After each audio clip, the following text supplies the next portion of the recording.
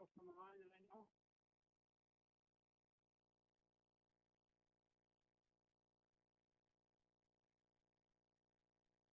Not. No. It said 3 people. I guess that's.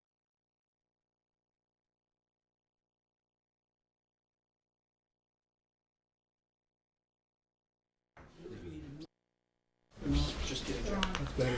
Well, let's just wait for David. I'm not sure who he is. Who do I have on the telephone lines? John McAllister. Trustee McAllister, are you wearing pink down there? Yes, I'm in total. Hang on there, Pinocchio. Okay, thanks. And Trustee Swan, are you on the phone line? That's the only thing pink.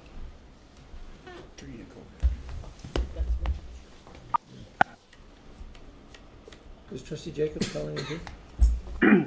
Yes, Ryan Jacobs on the line. Thank you, Trustee Jacobs. Thank you. Trustee Swan, are you there? Okay, I just want to wait 1 second before we get Trustee McAllister or Trustee McDonald in here. Trustees, just one thing. Our microphones, it was brought to my attention that if they're right behind the computer as you type, it picks up your typing on the screen. It's nice to know, that the public knows we're working, but that's all we're doing. The public knows we're on Facebook. They do know that. So just kind of a caution that if you're behind that, just not to do that. Okay. I'm just going to go ahead. So I'd like to call to order the February 28th, 2018 public session. I want to thank everyone for their pink because this is awareness of the anti-bullying across the board, and I'll talk a little bit more about that later. It's nice to see people in pink. I know Superintendent Hobbs thinks that pink helmet's going to cut it. It's certainly, yeah, there you go. You're in. That's great. So anyways, I'd like to welcome everyone to this board meeting. I'll ask us to stand for the singing of O Canada.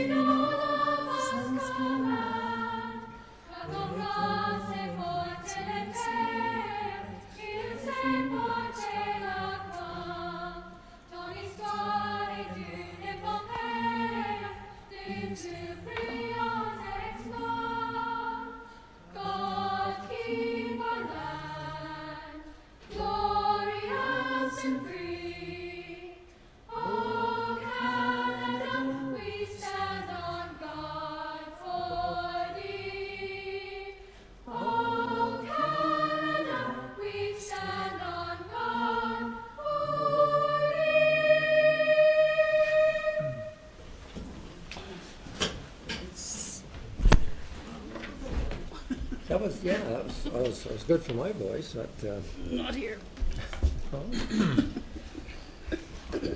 Hey, Director, can I get you to do roll call, please? Thank you, Mr. Chair. Good evening, trustees. This is our roll call for our board meeting of 28 February 2018. Trustee Armour. Present. First Vice Chair Karkner. Present.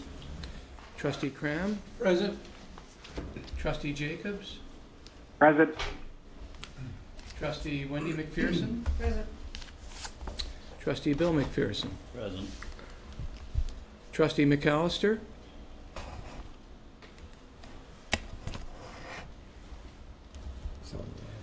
Second Vice Chair McDonald. Present. Chair McMillan. Present. Trustee Richards. Present. Trustee Swan. Present. Student Trustee Marshall Wilson. Present. Thank you, Mr. Chair. Thank you, Director. I need a motion that the Upper Canada District School Board approve consent agenda item 3.02 to 3.03, February 28th, 2018 as submitted. Moved by Trustee McDonald, second by Trustee Cram. I ask you to cast your votes for that, please.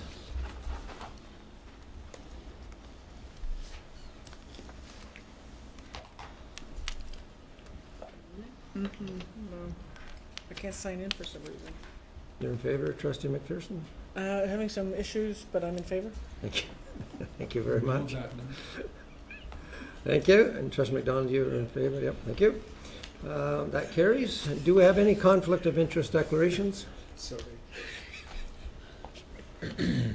Seeing there are none, we're going to move on to the report from private session, February the 14th, 2018.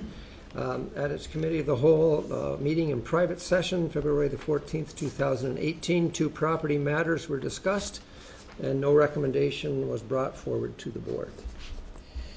So that brings us to our first of our delegations, our school presentations. And our first school that we're going to be calling forward is Rockland Public School, and they'll be talking about their improvement plan for student achievement. And I'm going to pass this over to Superintendent Val Allen, who will introduce the principal and vice principal. Thank you. I welcome to the table Principal Marilyn Wilcox and Vice Principal Julie Simons. And we're fortunate that there was a snow day a few weeks ago so that both of the team could be here, because Julie had an illness in her family and wouldn't have been able to be here, and they were one of the presentations that was postponed. So it's really nice to have the full team here to tell the full story about Rockland Public School. Of course, it's a school near and dear to my heart, as I spent several years there myself, and they're doing a wonderful job, and they're about to tell you about all the great things that are happening there. Thank you. Welcome. Rockland is a bilingual town that's growing in its size and ethnic diversity. It's 30 minutes east of Ottawa along the Ottawa River. Our school draws from rural areas and smaller villages such as Plantagenet, Wendover, Bourget, and Alfred. Rockland District High School is directly behind us. The French Public School is right beside us.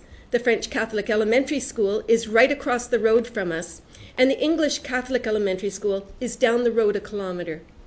We are a kindergarten to grade 6 school of 393 students and 57 staff members. 312 of our students are in French immersion and 81 are in the regular French program. This fall we had a fairly smooth transition with 22 students from Plantagenet Public School moving into Rockland Public School. We also had the good problem of an unexpected growth in our enrollment from around 325 students last fall to over 390 this September. Rockland Public School will soon be undergoing renovations in order to accommodate all-day toddler and preschool daycare. As you can see, we've had our ups and our downs in EQAO. And if you look at just these numbers, you'll find some good news, such as the grade 3 students who took EQAO in 2013 improved in reading by 25% when they were in grade 6. And some bad news, our math scores are not going up yet. Last year, our staff examined the 2016 EQAO results and found that students were having difficulty with open-ended questions. Staff made concerted efforts in both the English and French programs to work together on this issue through problem solving. And as a result, we noticeably improved in these type of questions in 2017. In looking at the different math strands from 2016 results, we found that geometry was our weakest strand overall. However, by doing focused exploratory tasks and daily math talks, we experienced a significant increase in that strand on EQAO. It improved in grade 3, and in grade 6, it went from being the weakest strand to being the strongest. While examining the 2017 results, we found that we needed to find ways to support the level 2 students so they may tip over the edge to level 3. In grade 3 math, 44% of the students were at a high level 2. When we tip them over the top, then 75% of that cohort will be at a level 3 or higher. And that's with 39% of the students receiving special education support and 17% being English language learners. In grade 6 math, it was a similar story, with 20% of the students at a high level 2. We are disappointed that we did not experience a big improvement overall in math, but we are proud of how well our students, especially those with special needs, are doing, and we are hoping that if we continue to apply focused, intentional teaching strategies and nurture a feeling of safety and growth mindset, then all of our students will succeed to the best of their abilities. The last 2 years, our English language teachers and French immersion teachers worked to develop a comprehensive literacy program. They collaborated by aligning their intentional instructional moves so that students would have these strategies reinforced in both languages of instruction. This year, we are focusing on how teachers may use assessment to inform specific next steps in the teaching and learning process. We realize that we have students who need additional support, so this year, we plan to use some of our learning resource teacher time to assist staff and students in a variety of ways. Our LRTs co-plan and co-teach with teachers in classrooms, so they may assist in the teaching and learning of new strategies. They also support small guided reading groups in the classroom. Our LRTs do withdraw small groups of students who benefit from intensive support in reading and meet their needs through the Empower program, Leveled Literacy Intervention program, or Sound Skills program. After examining the results of the 2017 EQAO assessments, we found that students had difficulty answering multiple choice questions. As a result, all teachers in their subject areas are modeling and teaching how to thoughtfully answer multiple choice questions. In examining the 2017 EQAO results, we also found that measurement seemed to be the math strand of greatest need. So, after looking at the processes and big ideas that the board asked us to select from this year, we decided that proportional reasoning and having students show their thinking through representation would be logical next steps for our learning teams. At the start of Cycle 2, we regrouped, reflected on how our students seem to learn best and how we could get the same success this year in measurement that we did last year in geometry, and we came up with a new if-then statement. The main focus in this cycle will be on the use of manipulatives to support student thinking and communication. Student wellness and student voice are important topics because in our section of Prescott-Russell County, children are unfortunately well above provincial average for emotional immaturity and weak language and cognitive development. Support for student wellness has to start in elementary school. In addition to a daily school breakfast program, we at RKPS are developing school-wide supports through using the zones of regulation in classrooms, Monday Moments, where we teach self-regulation skills from a program developed by CHIO, Mind Masters, the anti-bullying program WITS, and the school-wide positive behavior intervention strategy pilot project. We also have items that are geared for specific groups of students. Our kindergarten students benefit from the Roots of Empathy program. Students with high anxiety and sensory issues can access our NEST. This room was the idea of some of our LRTs and was brought to fruition alongside our 2 occupational therapists. We have 2 areas that we call Coach's Corner, where students with special needs may go for a quieter setting during lunch and recess.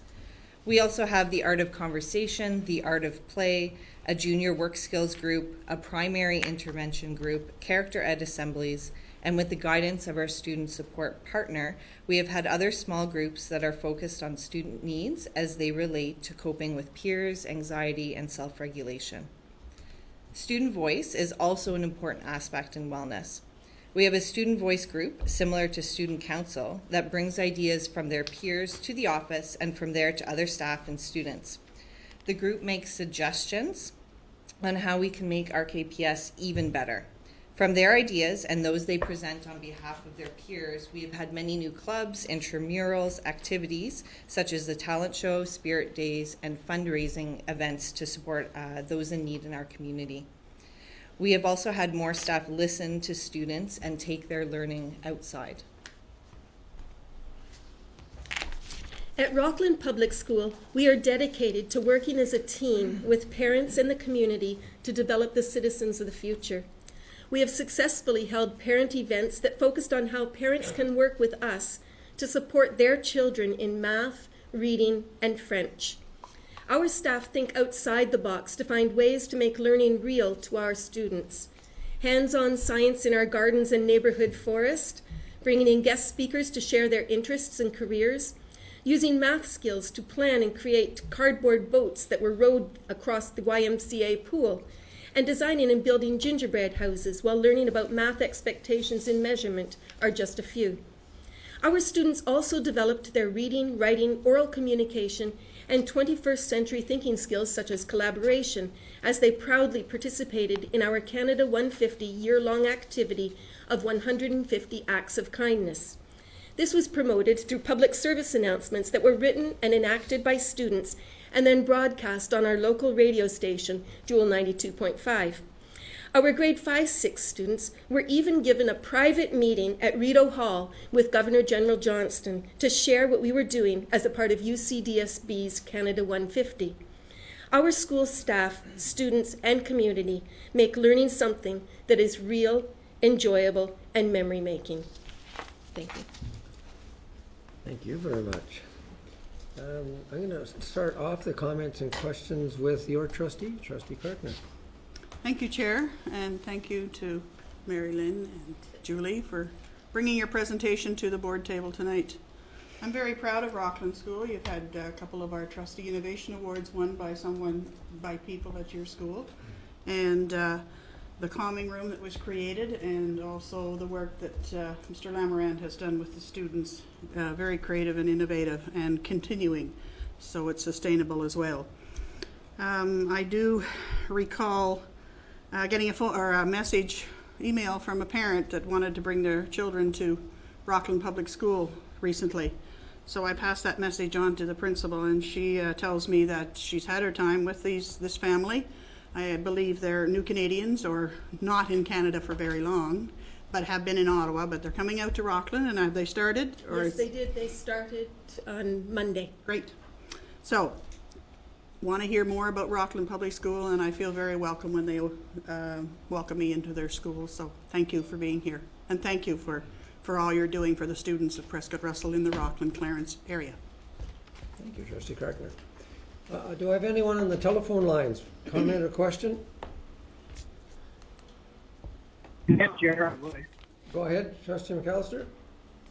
I have a great deal of sympathy and empathy for this school because this is the catchment area in which I was born and raised.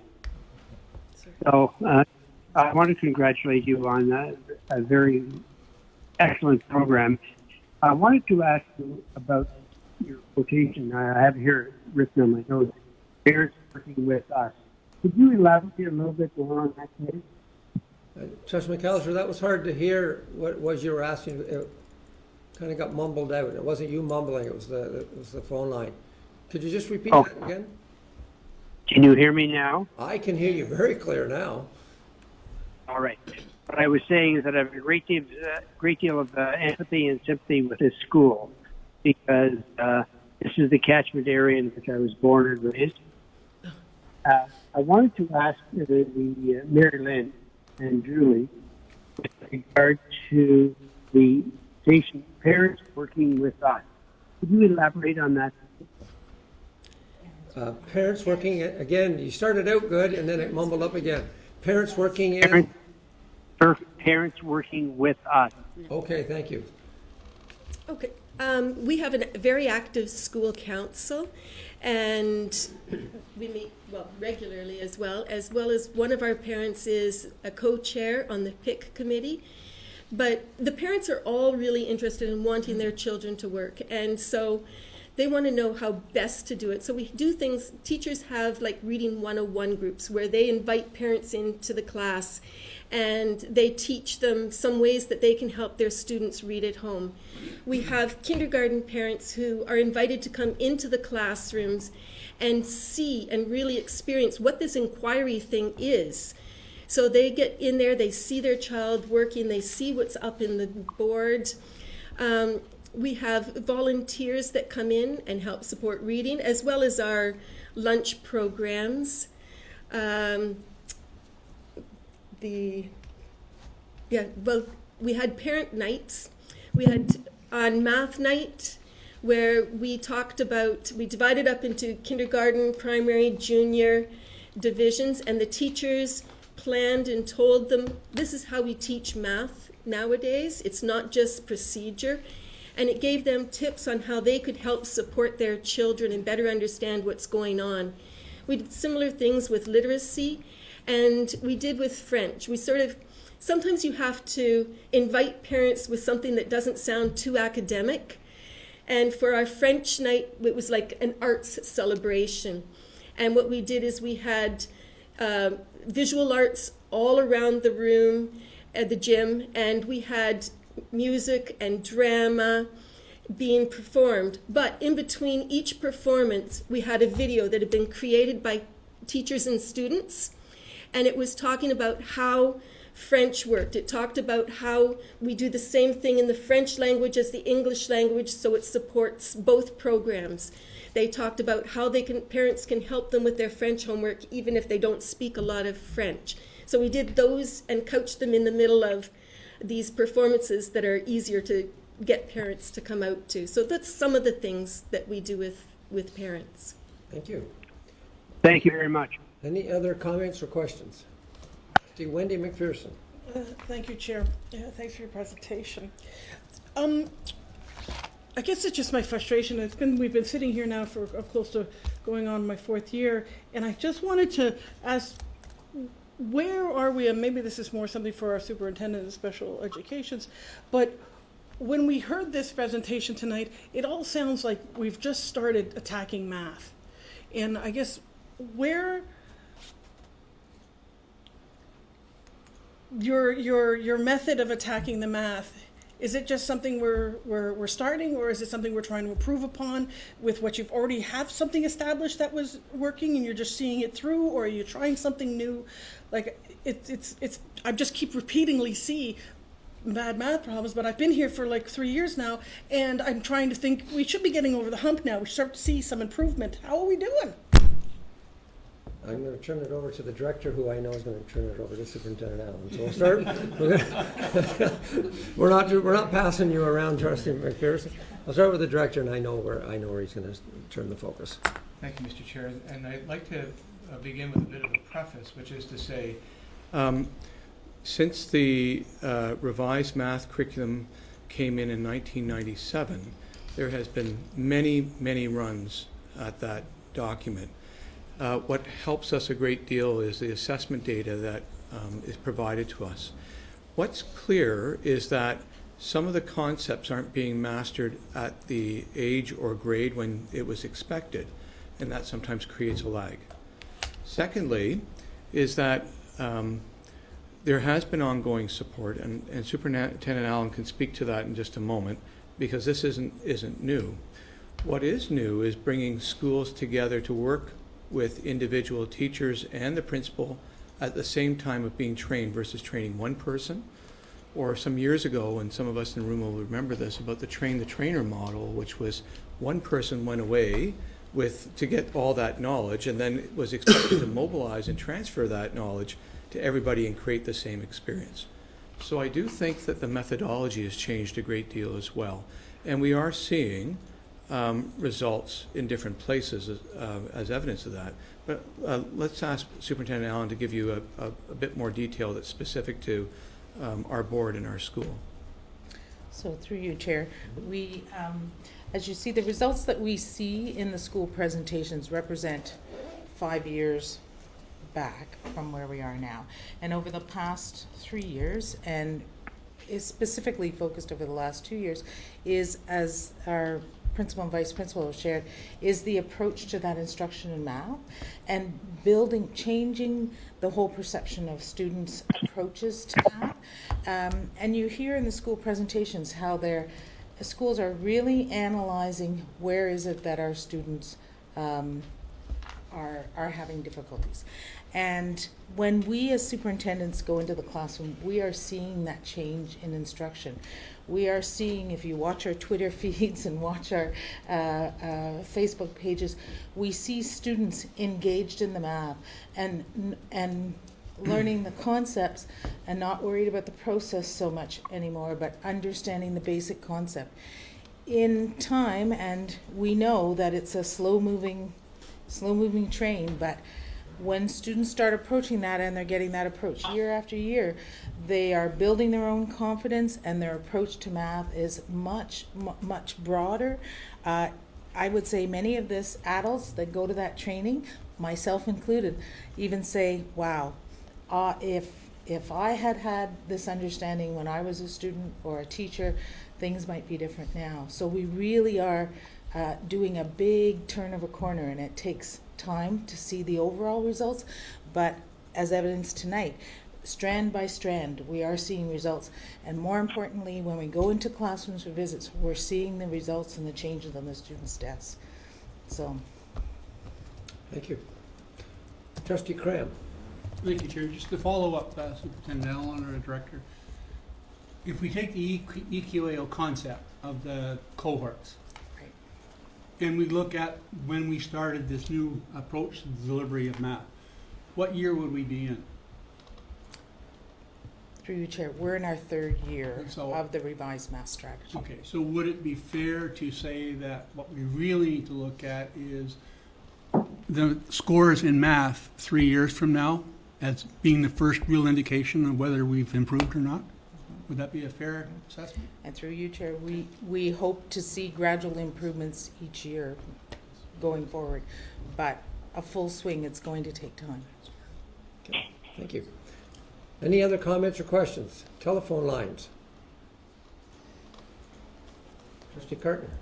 Just a little plug to see how the children at play and learning at the same time is the Facebook page for RKPS Keen Kinders. So if you have a few minutes and you want to have a look at what they're doing, it's amazing. And the teachers there have certainly shared it daily. Keen. Great. Kind kinders. Oh. Thank you very much. Director. Mr. Chair, through you, I was quite interested on the slide 5, when there's that photo of the suggestion box, student voice suggestion box in the office. So I'm just wondering if either of you could share what are you receiving as suggestions from students that says that they're exercising their voice, and wondering about how adults are trying to get them to become more confident learners and to be well. Through you, Chair. The different things that we get could be anything from we think we should have swings in the playground to we would love to have a Pokemon club and a Beyblade club.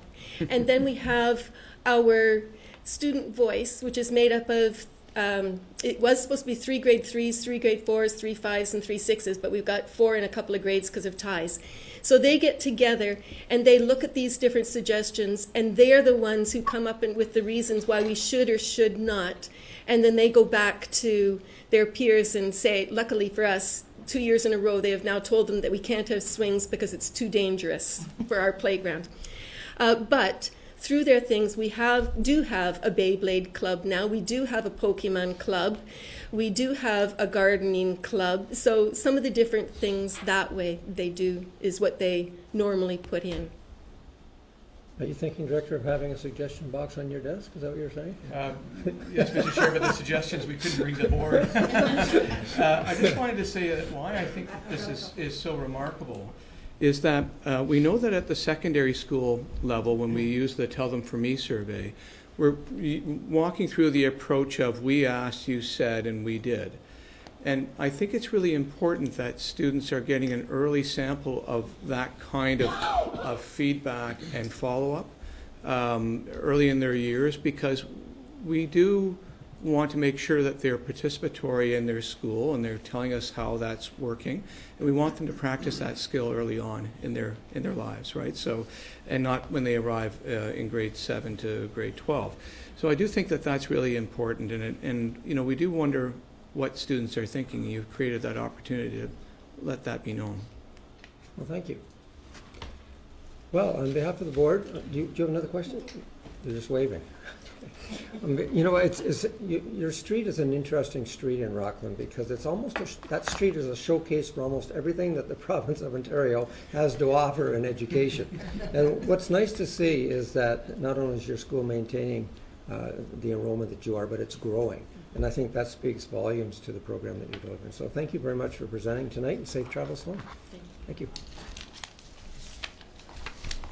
Okay, moving on to our next school is Viscount Alexander. And they're going to be doing their school improvement plan for student achievement. I'm going to turn this over to Superintendent Mills, who will introduce the principal and the vice principal there. Thank you very much, Mr. Chair. It's my pleasure to welcome Viscount Alexander administration to the table tonight. Principal Jason Wagensfeld, who's in his third year as principal at Viscount, and newbie vice principal Heather Van de Glen, who's joined them tonight. When you walk into Viscount, it's in the west end of Cornwall. It's a true community school. A lot of activity, great learning going on in classrooms and collaborative staff. But what you also find outside the walls is a lot of excellent co-curricular and extracurricular activities. And arguably it's also our most diverse school. Certainly a number of students with special needs, but also a number of new Canadians. And really it exemplifies all means all for Upper Canada. So I'm really looking forward to listening to Principal Wagensfeld, Vice Principal Vandeglin, and what they will bring to you tonight to the table. Thank you. Welcome. Great. Thank you, Superintendent Mills. Good evening. We would like to thank you for the opportunity to attend tonight's meeting to talk about our school. Viscount Alexander Public School is located in the city of Cornwall. We currently have 441 students in our school. Of those 441 students, we have 147 English language learners who are students whose first language is a language other than English. We are a feeder school to CCVS in Cornwall and currently have 88% of our grade 6 students committed to attending CCVS in grade 7. We are a dual-track school that offers the French immersion and the regular French program to students in grades 1 through 6.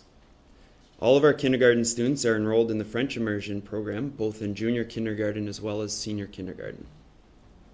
We currently have a partnership with Free to Become, which is a before and after school daycare. There are as many as 40 to 45 of our students who utilize this daycare. We also have 40 students that are enrolled in the Boys and Girls Club, which takes place at our school every day.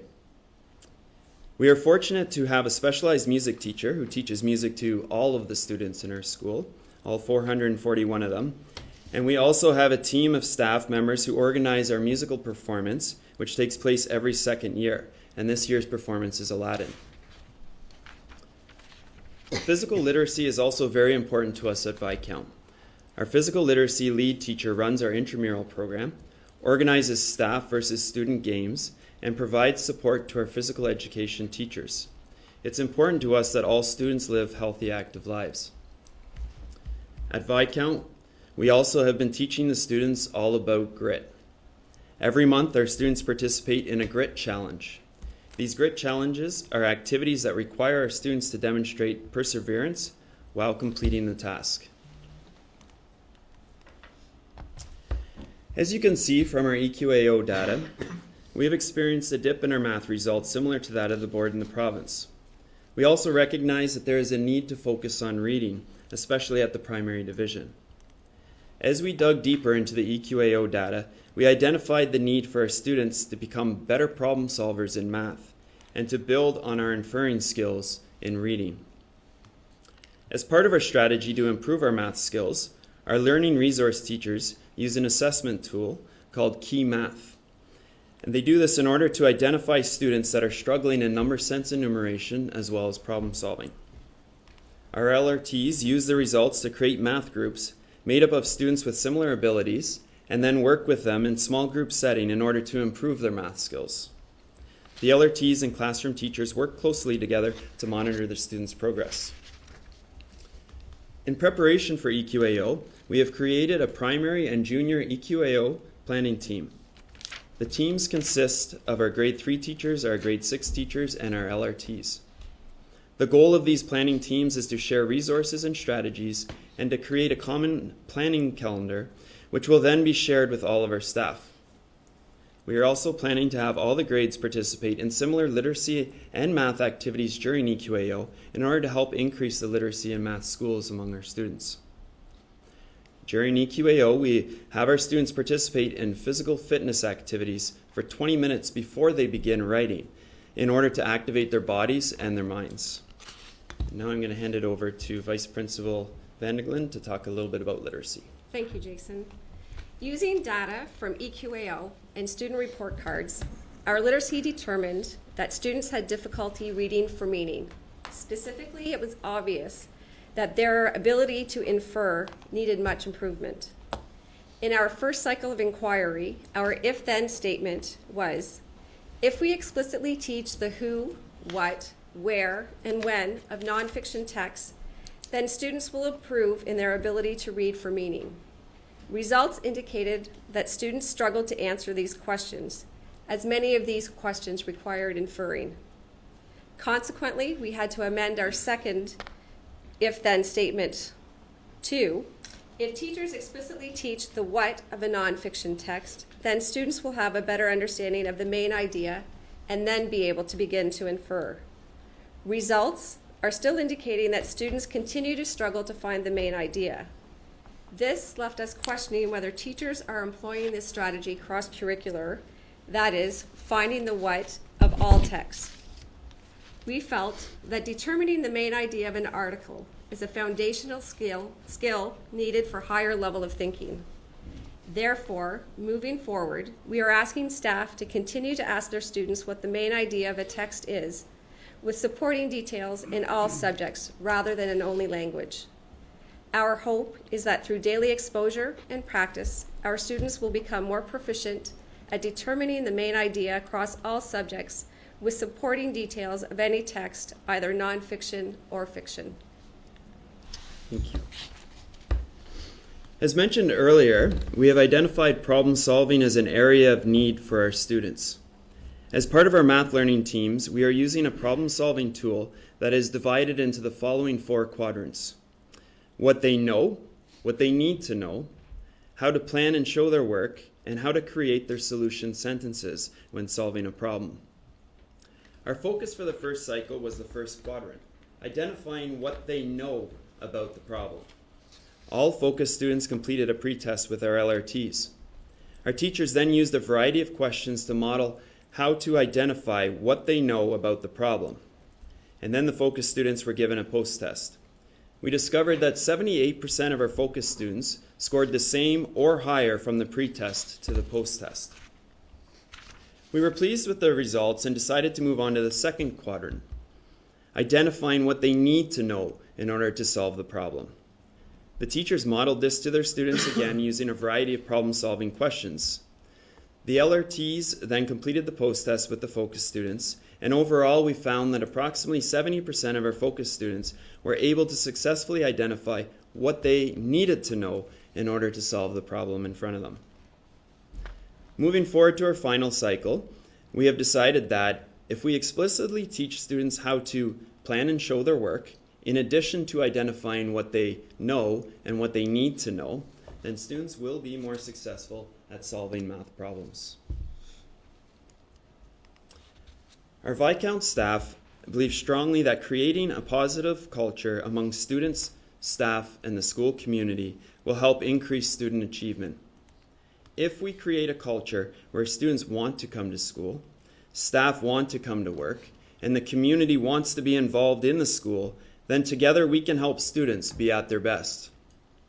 Our students are provided with many opportunities to develop their leadership skills through our grade 6 co-op program, where students are involved in the recycling initiative, kindergarten helpers, the assembly crew, and other similar roles. Our change makers demonstrate leadership by organizing fundraising events, spirit days, and other fun activities for the school. Our Random Acts of Kindness initiative took place in February, which was led by Vice Principal Van de Glen, and it helped build our students' character as it encouraged them to perform acts of kindness to others. We also have a large number of clubs and athletics to meet the diverse needs and interests of all of our students. In order to support staff wellness, we have some health and fitness challenges going on right now, along with other initiatives that take place throughout the year. We appreciate the diversity in our community, and we value the input of our school community. Recently, we sent home a culture survey to all of our families, inquiring about languages spoken at home, special events and holidays celebrated, and other information to help us learn more about the families in our community. We were encouraged by the number of responses we did receive. We will be analyzing the data collected and will be using it to help guide us as we begin to organize a multicultural celebration at Viscount. Viscount Cares is a new initiative that was created to support families in our school community that need immediate care due to some unfortunate circumstances. We also have a unique partnership with a local retirement residence, Riverdale Terrace. Many of our classes visit the residence throughout the year to perform concerts and participate in activities with the residents. Finally, we asked, oh, it did not go. There we go. All right. Finally, we asked some of our staff members to tell us one thing they are extremely proud of and would like you to know about Viscount. The consistent response was our community outreach initiative. Last year, our staff recognized that not all of our students had equal opportunities to participate in organized sports and activities. We decided to visit the local neighborhood where many of our students live in order to provide them with the opportunity to participate in these sports and activities. Since last spring, the Viscount staff has gone to Westgate Court in Cornwall on 4 different occasions on Friday nights to play basketball, make sidewalk chalk drawings, do face painting, and hang out with the children and their families in the community. We provide the students with healthy snacks and drinks, and the basketballs are left with the children at the end of the night to encourage them to continue to be active and to use the basketball courts in their neighborhood. There have been between 45 and 60 children of all ages that will attend these nights. On average, 25 to 30 of our staff members, past and present, participated in our community outreach nights. I can't say enough of how proud I am of the willingness our staff have to help the students inside of our school building and outside in the community to make a difference. You may also recognize the tall, young-looking fella on the far left who also attended our community outreach night. You may know him as Superintendent Mills. We don't have any concrete data proving the effect that this has had on our students, but what I can tell you is that we received plenty of positive feedback from our students, parents and guardians, community members, and staff.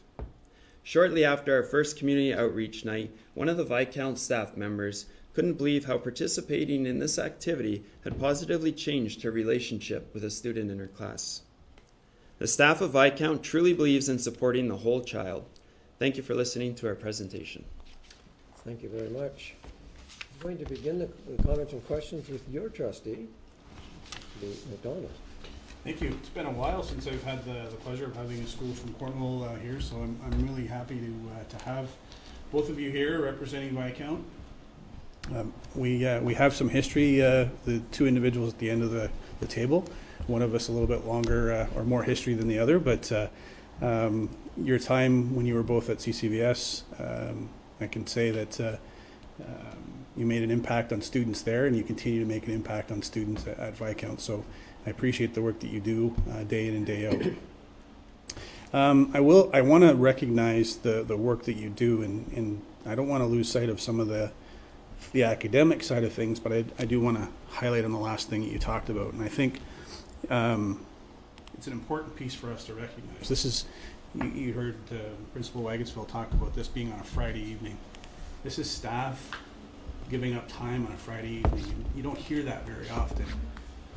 I don't mean that doesn't happen anywhere, but I think it's an important piece for us to recognize that we had an entire school community come together in an area of a city to benefit the work that goes on in a school Monday to Friday, 9 to 3.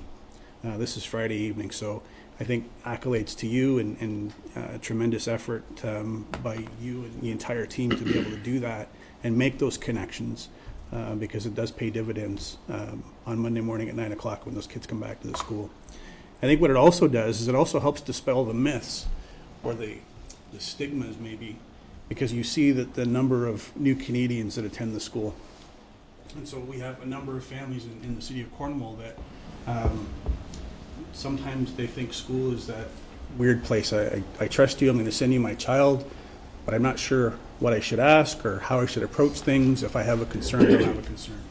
So putting a human side to school and making the connection with the parents has an even bigger impact, I think, in communities whenever you're able to do that and make sure that mom and dad and brother and sister, whoever might be there in those communities, when you're doing the outreach, have a better understanding that, you know, it's okay to come and talk to Mr. Wagensfeld or Mrs. Van de Glen. There's not an issue or a worry to have to come into the school, and it's not always going to be your son or daughter did something wrong. There's some good things that we can talk about as well. So to move back into the academic side of things, and I think it's important that we heard both presentations this evening talk about it, and I think it's important for us, and it picks up on some of your information as well, Trustee McPherson.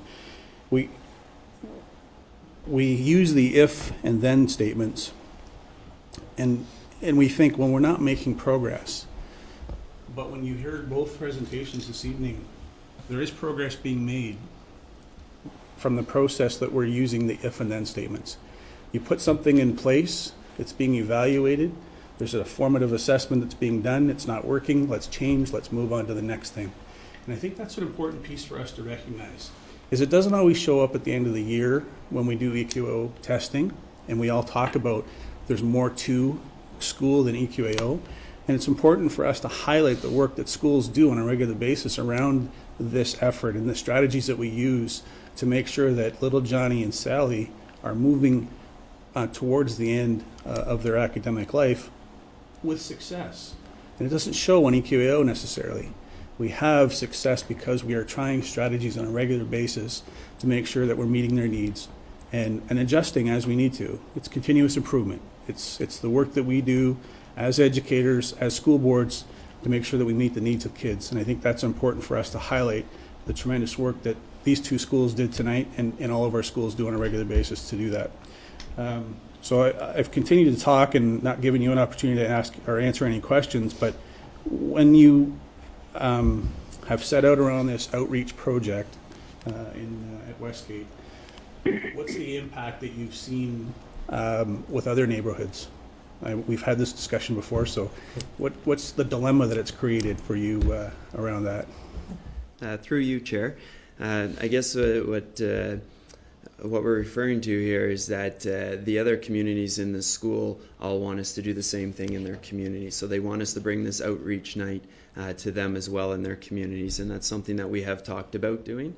The main goal originally when we thought of this idea was that we really wanted to reach those children that didn't have the same opportunities, and so that's why we've continued to do it in certain areas in our boundaries, but it's not something that we have put aside and said we won't do in other areas for sure. So I think the impact that it's had is, like you said, it's opened up a lot of conversations with some of our students. Some of our students we didn't expect to come up to us and be asking us, when's the next night? It's also opened up a lot of conversations with the parents, because having that many staff there during the evening, some of the staff are participating in basketball, some are doing the face painting, but some of them are just mingling with the parents in the community.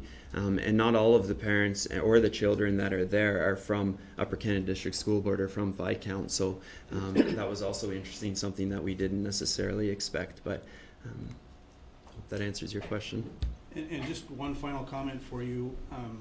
Having a conversation this past week with a mother who has children at Viscount, her comment to me was how much she enjoys the leadership at the school, but how much the children enjoy the school. And she made reference to the fact that it was just after a Jersey Day, and how staff are interacting with kids and having fun.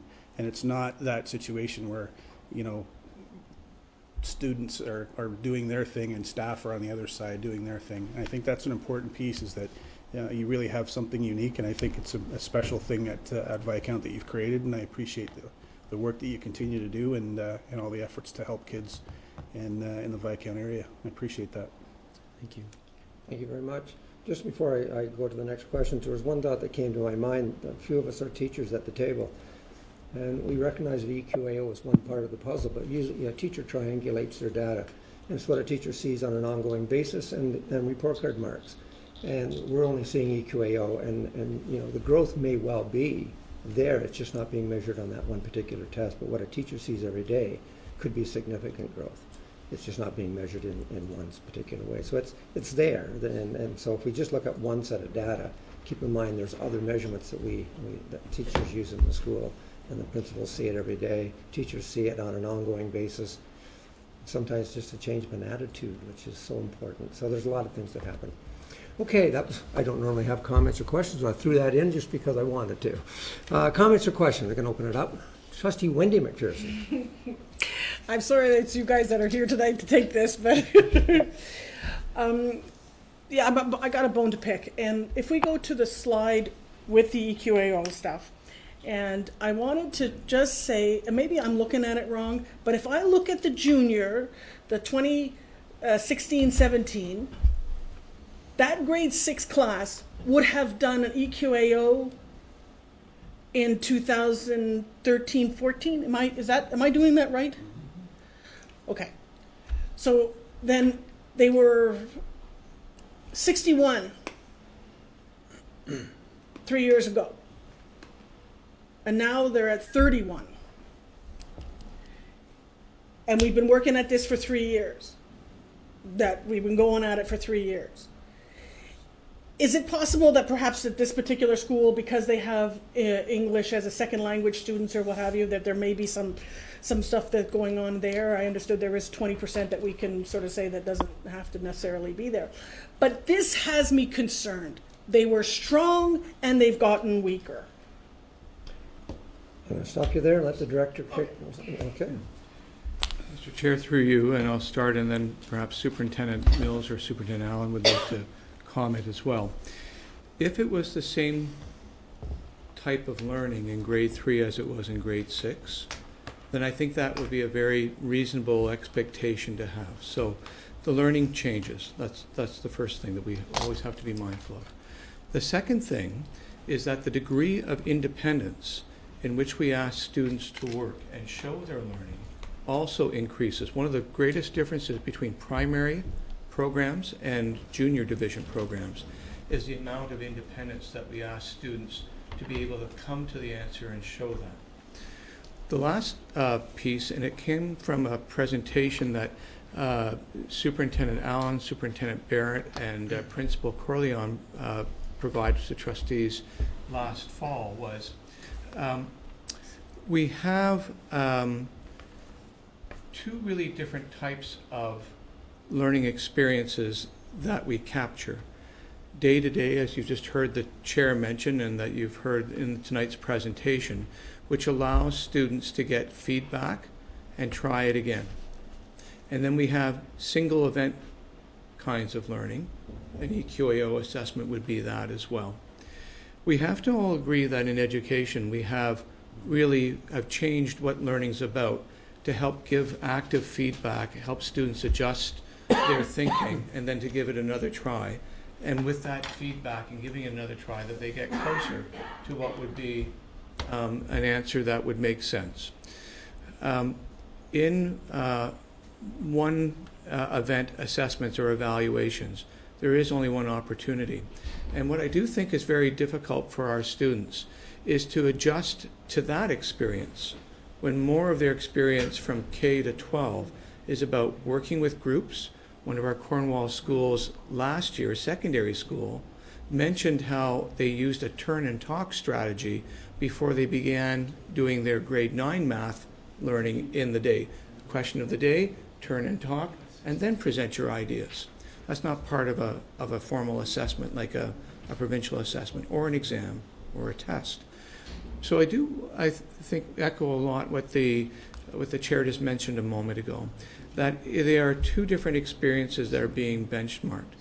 But what the value of that particular assessment is it's about independence. This is what students were able to do all by themselves on that given day at that point in their learning as learners. They still have 6 more years to improve and to learn and to refine their learning. But I'll turn it over to Superintendent Allen or Superintendent Mills to see if they would like to comment. Through you, Chair. I echo what the chair and our director has shared with us. The other factors that we need to look at when we look at this is the school themselves, by digging into student by student data. Those are the week by week, the day by day work that really matters for the students. What these numbers don't show us is how close to the line students are in that data. it may show 31%, but of that 31%, of the other students, there might be many, many that are just on the edge of the line. The school knows that. They have the data and they can dig into that.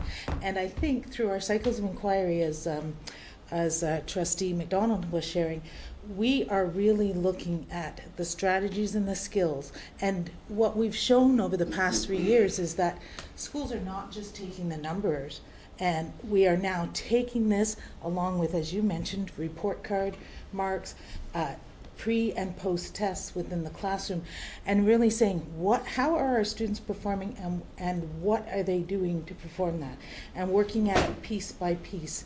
And I think that will speak dividends down the road as students build on those skills, grade by grade, lesson by lesson. And so I think in the long term, the outcome is going to be much stronger as we approach that. Thank you. Trustee Arner. Thank you, Mr. Chair. Just a question, actually more of a comment. I think Wendy brings up a good point, and we want to make sure that we're not failing our kids. And so, to your point, Director, the numbers, they have decreased, but it is one moment in time that we're measuring our kids. But it is important that we question numbers like this, because when I look at that, and when the province looks at that, it shows to me that there's a pretty significant decline. And so if we're not questioning it, we're not doing things on it, which I'm glad that Superintendent Allen is, that we are, and we're confident that we're going to help our kids succeed. That's encouraging to me as a trustee, so thank you. Thank you. Superintendent Mills, you wanted to jump in? Thank you. Feel free, Through you, please. Mr. Chair. Thank you. So to that point, the senior team is really committed to our school visits this year with precision. We want to go in, and I'd like to turn it over to the admin team after I speak, but we are going in with purpose to identify what is working and what's not. I can assure you that at Viscount, they're making learning goals together as a staff, and they're also getting the success criteria from the students, and the administration team would be the first to say that. Are they extremely happy and pleased that the results have gone down? No, but you heard earlier in the presentation that they've been working hard to address it with precision. We are going in also with our school improvement plans. We're looking at those, and we have a template there where we're asking specific questions. And I can assure you, all of my colleagues, school superintendents, are asking those difficult questions, sometimes with the director with us. Okay. Yeah, I'm going to turn it over to administration, sir. All right, through you, Chair. One of the things we've been focusing on is making that 1 degree difference. In the past, what we have done with some of our learning teams is we've looked at the really big picture, which can sometimes be frustrating when you look at that, and I can totally understand that.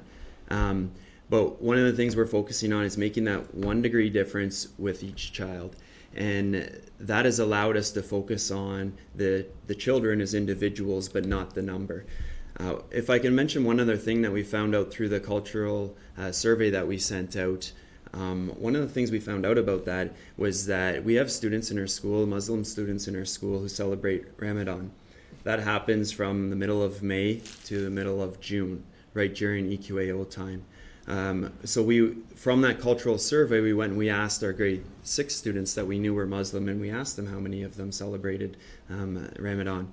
We found out that we had 12 students, 7 of them that will be fasting that entire time for the month, in the middle of May to the middle of June. Now, that's not making any excuses for the numbers, but what that's allowing us to do is understand a little bit deeper as to where all of our students are coming from. And these students expressed frustration at that time, difficulties focusing and so forth. And I know how I get when I'm not eating and when I'm, not having as much food, then I can only imagine when you're being tested during that time how much more difficult that is. So just a little insight into our community. Again, it's not making excuses, but insight is always important to understand our community. Thank you. Trustee McDonald. Thank you. I just want to, I'm a trustee. I've been a trustee for a long time, and many of you will say that I'm long on the tooth sometimes. But You know, I was of the belief and really got hung up on EQAO results a lot. And to some degree I am as well. I think it's an important piece. We need to show that we're making progress. But what I value is when we have schools coming forward and not hiding behind numbers or not hiding behind the reality, but facing it and talking about the strategies that they're using to make improvements. Both schools tonight did that. But when we look at the results around math, and it's not just a particular school, it's board level. The next column over shows you where we are board level. And I think that's an important thing for us. And we heard when Ms. Corleone was here, the strategies that are being put in place. And we asked questions about what's the difference, what changes from grade 3 to grade 6. And there is it's a tremendous difference. We're seeing it at an academic and an applied level. And so, you know, we've got a lot of work to do, and it's not, and I'm not trying to hide behind this, but it's not a school issue. It's not a board issue. Yeah. It's a provincial issue. It's a country issue. It's a national issue. In fact, it's an international issue. We hear it in the States as well. So there's a lot of things that have to be put in place. But what I wanted to come back to is that, you know, schools aren't hiding behind or not wanting to talk about it. They're talking about it, and they're having the conversations, and they're showing the work that's being done. What the unfortunate thing is the media isn't part of that conversation. The media picks up the one piece that's published and then shows, here's what this school is doing, or here's how this board is doing. They don't dig any deeper. The story's done, the byline's written, and they don't want to know the work that's being put in place to help students. And the reality is that every one of our schools is doing a tremendous amount of work to help each child, not just group A or group B, each child. And I think that's a messaging that we need to start bringing forward and having those discussions. And I think that's why these school presentations help highlight that. It gives us an opportunity to help have that discussion, and it gives us an opportunity to have this video go back to communities and say, here's what we're doing for our kids. It's not just once a year, it's daily. Thank you. Trustee Parker. Through you, Chair, I was very interested when I heard your comment that you just made, Principal Bagensfeld. It's about the Muslim students and Ramadan. And I'm just curious as if to EQAO provincially is aware of that as a culture tradition that could affect the students. And I serve on a provincial committee with OBSPA, and we talk about EQAO all the time. So I'm going to take that little bit of knowledge that you shared with us tonight back to our next committee meeting, because it was a aha moment for me tonight. So thank you for that. Thank you. Any other comments or questions? Trustee Wendy McPherson. I understood that the students were kind of like pre-tested, EQAO pre-tested. Is that still going on? I know that goes on at some schools, but does it go on at your school also? Where they run them through a pre-math test to see where everybody is and then work on the smaller groups? Is that what you're doing with those group, what did you call it? We use key math to create math groups. So is that what I'm to understand is what's happening there? Through you, Chair. I can only speak to what happens in our school, and these planning teams that we have, they work on many of the strategies that will be helpful in EQAO, but we don't specifically teach to the test. But what we do, a lot of the strategies that are involved in EQAO, what EQAO assesses, is really important. And whether, yeah, so that answers your question. Right, thanks. So there is some pre-testing to see where everybody is.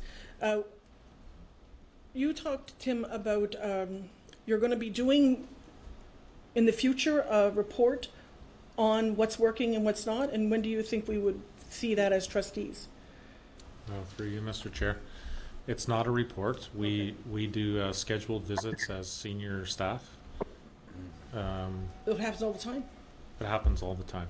So you're for example, I've been to Viscount many times informally, but we have 3 scheduled visits, formal visits per year, and we have a template that we follow, and we review the school improvement plan along with many of the things that they have presented this evening. So then every school gets three visits, and they go through this template to see what's working and what's not working, and that's been going on for 3 years now? Not 3 years, no. This would be our second year. Your second year? But we've made a real effort as a senior team to show resolve, but also consistency, so that if Superintendent Allen or Superintendent Coombs visit a school, that the visit would be similar. Right. We'd be asking the same questions and reviewing the same things, not just academic, but also operational as well. Right. Okay. If I could just go a little bit further with Trustee McDonald's touching on frig, a little chemo moment there now. Shoot. Oh yes, with seeing results of the EQAO, if schools are doing other things and they're feeling that they're working or whatever, I have no objection to seeing the results of those, and I don't think that it wouldn't be. I would encourage them to put it in their presentations to us if they've had some sort of way of testing or logging or showing us results of what's working with them aside from the EQAO. I would love to see that. So I'm encouraging, if they're doing something better and different, then by all means show us. Trustee Cramp? Thank you. Trustee Cramp? Thank you, Chair. I think we've had an interesting discussion on math in the last little while, and I also don't want either Viscount Alexander or Rockland going away thinking that we're really picking on those two schools as far as math. We just happen to be the two schools that presented tonight that the math came up on. And we're probably much better to wait for a math report from the senior admin to have the kind of discussion we're having. But thank you for sitting there at least and listening to our concerns. Yeah, it's nothing personal. Thank you. Trustee, we're going to muzzle that woman. Trustee McAllister. Trustee Cram expressed my comments exactly. This is not the time to discuss EQAO. This is the time to discuss the value of Viscount Alexander and its contributions.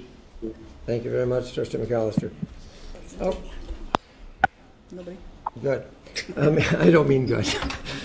You know, it was just before I send you off, because I know that there may be some of your staff members or some of the kids that will be tuning in to what happened here tonight. I know that your staff models wellness, and I know that because I sat across the table tonight with the vice principal. And I know that there is a wellness challenge in terms of healthy eating, and I know there's one in terms of fitness. So anyone from your school that's watching tonight, I could not convince your vice principal to have dessert. She refused to have it. And so if you're listening, give her a pat on the back tomorrow because she stuck to her guns and wouldn't even let me have her piece. So, Director, you want to say the final thing? Yes, Mr. Chair, thank you. I hope what both presentations this evening from Rockland and from Viscount provide to trustees is that we educate about minds and morals. And when we do those two emphases, we have really great kids become great community members. And I think that's the difference in presentations maybe from a while back is we really didn't talk about the whole child as Principal Wagenfeld mentioned this evening. I think we talked a lot about the child who's a thinker and a doer, but not necessarily about who are they becoming as they spend their time with us for 14 years. I hope you get a great idea about these, who these children will be as grown-ups over the next many years because of what we're doing in these schools and many other schools in our district, because we are trying to make sure that we we do prepare them for life, and that is the board's mission. Thank you, Director. Thank you so much, both schools, and I appreciate you being here tonight. Safe travels on your way home. And, thank you very much. Thank you. Good job. All right, moving on to the next. This is consideration for trustee determination and distribution for the election, or for the 2018 election, and this is of interest, obviously, to the trustees, but it's also of interest to our communities and our constituents who are know there's an election coming forward this year. So there will be 3 motions.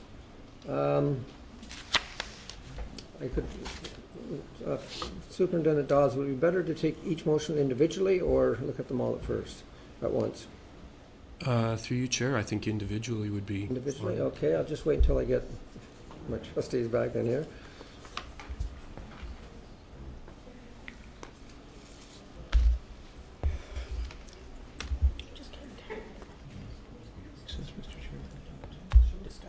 Can I get a motion for a 5-minute recess? Trustee Cram, do I have a seconder on that? Trustee Armour, just a show of hands. Thank you very much. 5 minutes, we'll be back at, let's be back by 1:45.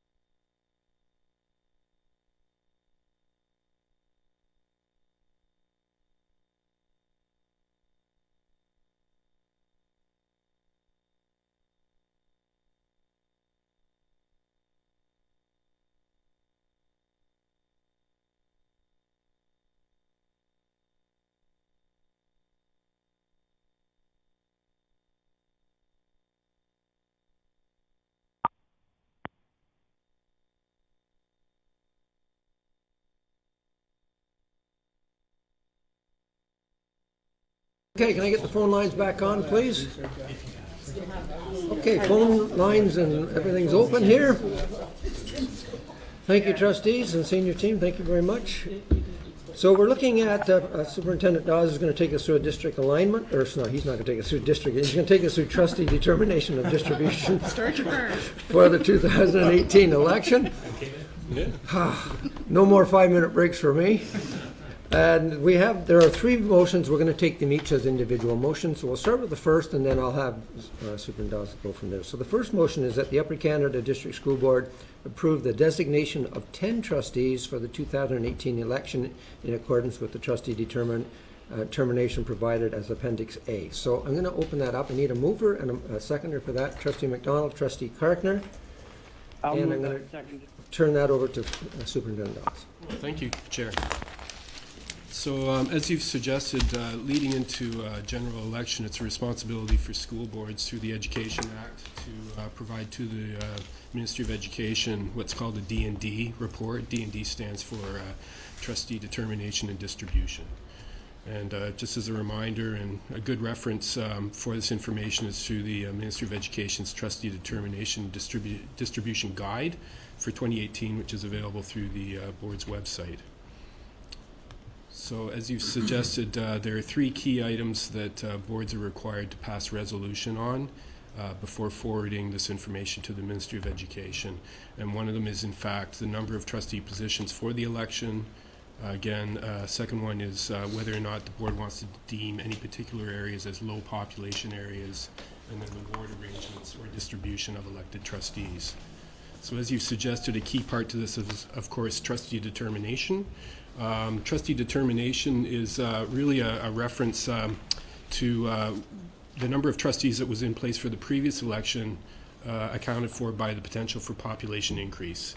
And from the municipal MPAC data, Property Assessment Corporation data that we received just recently, effective January 2018, our board area has not seen what could be considered a significant increase in population. It's around 5,000 people total over the past 4 years.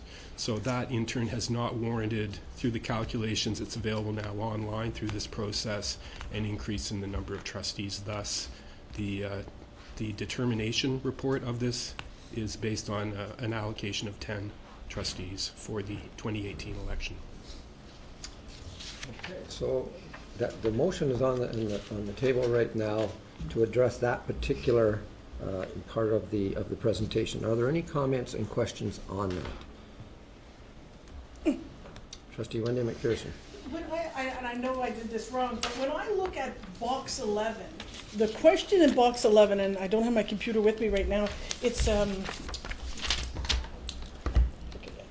minimum number of population based on trustees plus additional trustees. I would have thought we would have put 11 there because of Ryan. Sorry, through you? No. Because wouldn't he be an additional trustee? No. Director? Mr. Chair, through you, the First Nation trustee is appointed under a different act and regulation, so it does not fall into the calculation of trustee determination. Yeah. When I read it, it's where do we put Jacob?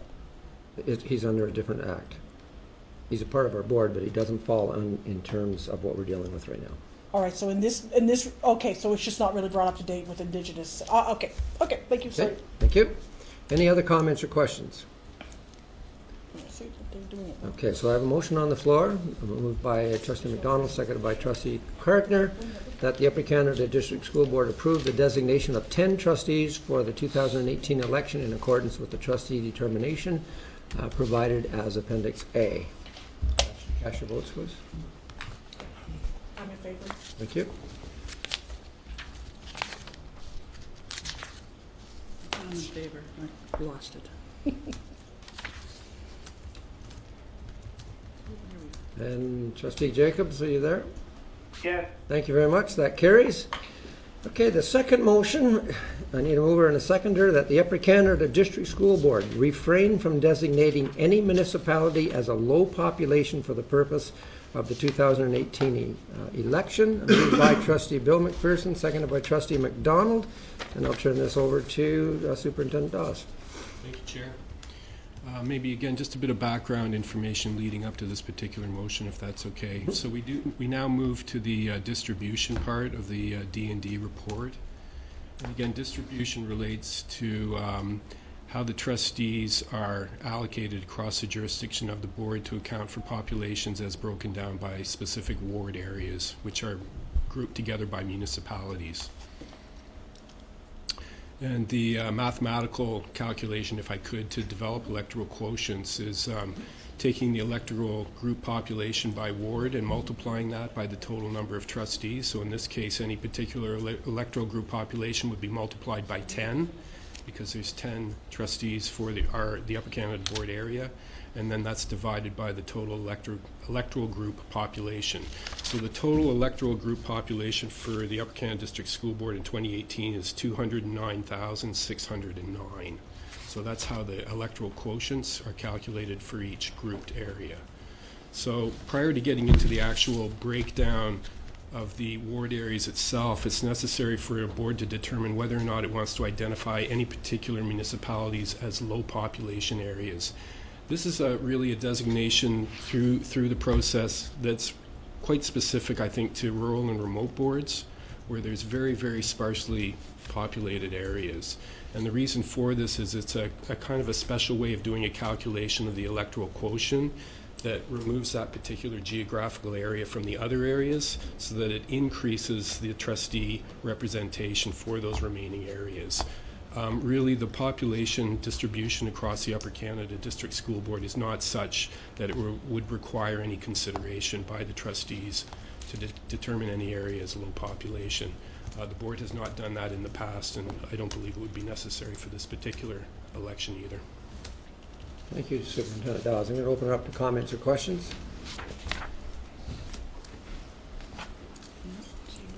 Seeing there are none, I'm going to take the vote. There was a motion moved by Trustee Bill McPherson, seconded by Trustee McDonald, that the Upper Canada District School Board refrain from designating any municipality as a low population for the purpose of the 2018 elections. Cast your votes, please. I'm in favor. Thank you.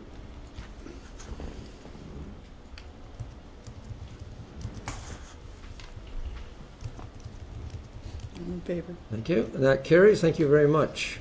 The third motion, and again I need a mover and seconder, that the Upper Canada District School Board maintains the same trustee distribution for 2018 election as for the 2014 election. Moved by Trustee McDonald, seconded by Trustee McAllister.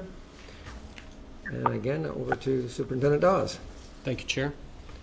So again, the second part of the distribution part of this is to actually provide to the ministry what the breakdown of those group electoral areas would be.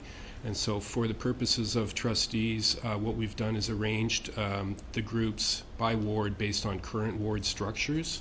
So again, from the previous slide, you can see how the electoral quotient would be calculated. If I could use the Carleton Place, Mississippi Mills, Beckwith, Area 1 up at the top as an example, the electoral group population is 22,239. If you multiply that by 10, because there's 10 trustees, and then divide that by the total population of 209,609, you get an electoral quotient of 1.061. So that's done now for every group area, ward area, based on current ward arrangements. And so you see on the bottom right-hand corner the number 10, and to the left of that the total population. Of course, there is a map that we attached as Appendix C as well with your report that shows the geographical areas and the number of schools by each of those areas. And I would remind trustees that we also provided in your report as Appendix D a breakdown of the enrollments for each ward area by school. So it is an option, of course, of the board to consider, should it wish, changes to the ward arrangements. But for the purposes of this evening, we brought forward a recommendation that's based on current ward structures. If the board was to entertain changes to this, staff would need to bring something back for resolution no later than March the 31st. So that would probably be the board meeting of March 21st, so that we could meet timelines to have that information forwarded to the Ministry of Education. Thank you, Chair. Well, we'll see that, what's happening in our discussion now. So we're going to open it up to comments or questions. The recommendation basically is to keep things as it was. Through you, Chair? Yes, go ahead. Hi, I would like to respectively ask for an amendment to bring Augusta back into Ward 6. Before I was a trustee, Augusta was always in Ward 6 as far as I am aware. And with the school closures that Ward 6 has had, they'll be down to, I think it's 5 schools now, 5 elementary that are set with the ones set to close. As well, Maynard feeds into, which is in Augusta, it feeds into South Grenville, which is one of Ward 6's schools. The majority of the people that live in students that live in Augusta Township go into South Grenville High School, and I've never really seen why the previous board voted to move Augusta into Brockville, other than it was basically numbers at that time. But when I look at the revised numbers and the population, I mean, it would leave Ward 6 with, if we were to get Maynard, it would be 3,022 students, elementary and secondary, and Ward 5 would be very close behind with 2,860, which is Brockville.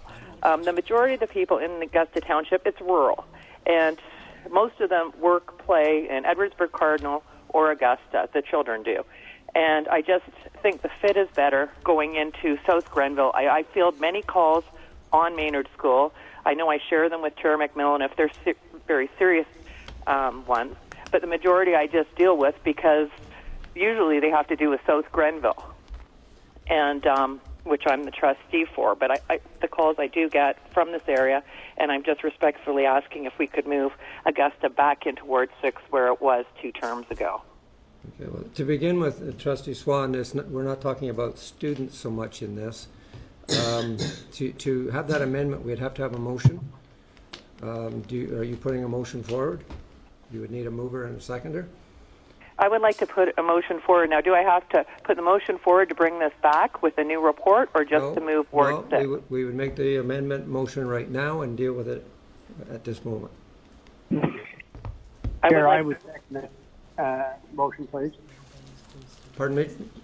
You're moving I it? would motion. He's just moving it. All right, now I think Trustee Swan is moving it. Are you seconding it, Trustee McAllister? Yes, I am. Thank you.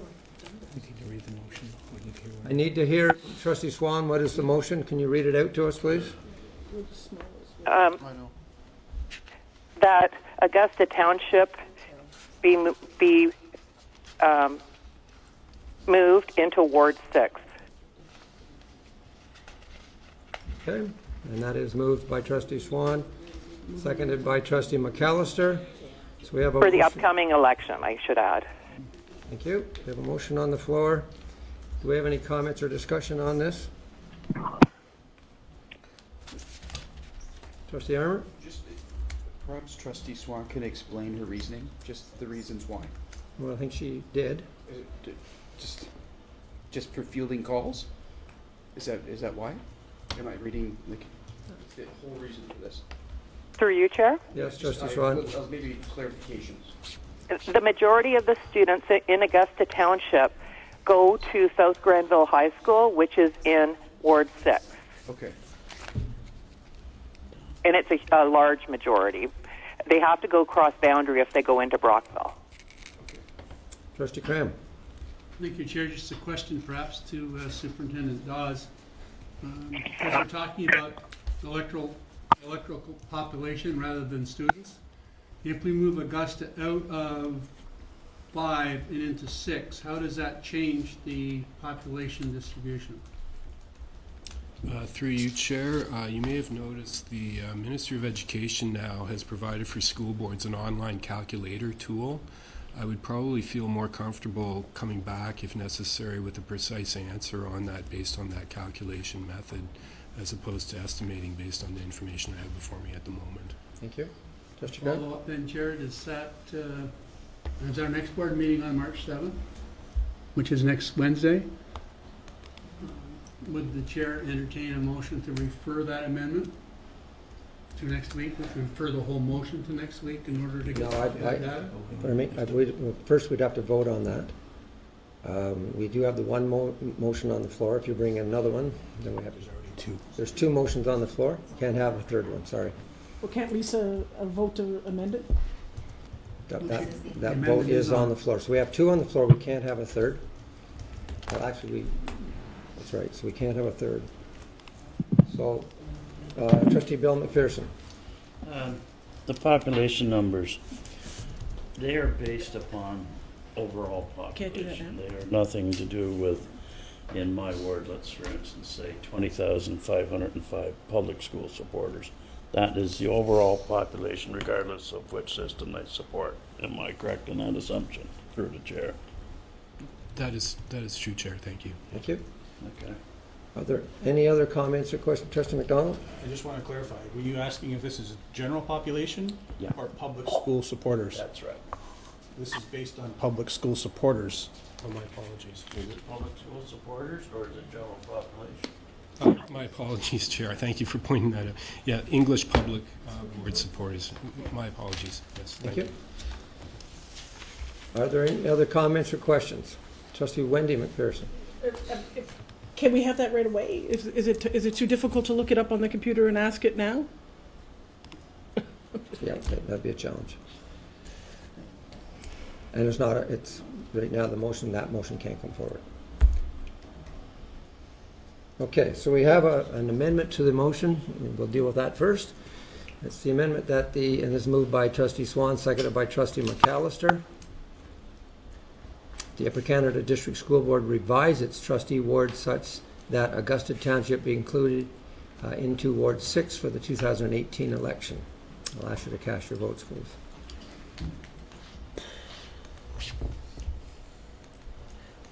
Just for clarification, Chair, if I vote on this as it stands now, we will have new numbers come back to us as where it sits before it goes off, or? No, we're just voting on whether or not Augusta Township will become part of Ward 6. That's all we're voting on right now. And it doesn't go away and then come back to see how that looks? Absolutely We not. have no opportunity to know how that looks before tonight's vote, unless Lisa pulls her thing. Unless she pulls her motion. She pulls her motion and then we put a new motion on? She's not. Already called It's not. We've already called it right now, so we're voting, please. Well, no, I'd like to see the numbers. So I vote no. Trustee Cram? I'm not in favor. Thank you.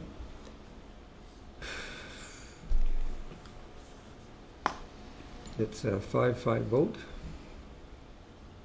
So it doesn't carry? That's right. Okay. It's a 5-5 vote, but it doesn't carry. Trustee McPherson hasn't voted. Oh, Trustee McPherson, sorry. Wendy McPherson. I did vote. Wendy's a nay. Wendy said no? Okay, thank you. It doesn't carry. Okay, so that takes us back to the original original motion. That's number 3. That the Upper Canada District School Board maintain the trustees' distribution for 2018 election as for the 2014 election. Again, and that was moved by Trustee McDonald and seconded by Trustee McAllister. Again, open it up for comments or questions. None? I'll ask you to cast your votes, please. Through you, Chair? We're casting our votes right now. Trustee Swan. I still want to know what I did.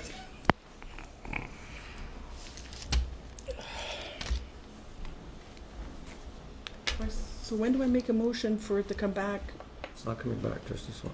That was not part of the vote. Right now we're voting on, Well, how do I make a motion to say Augustus be separated and we get the numbers and look at it again? you already voted on that.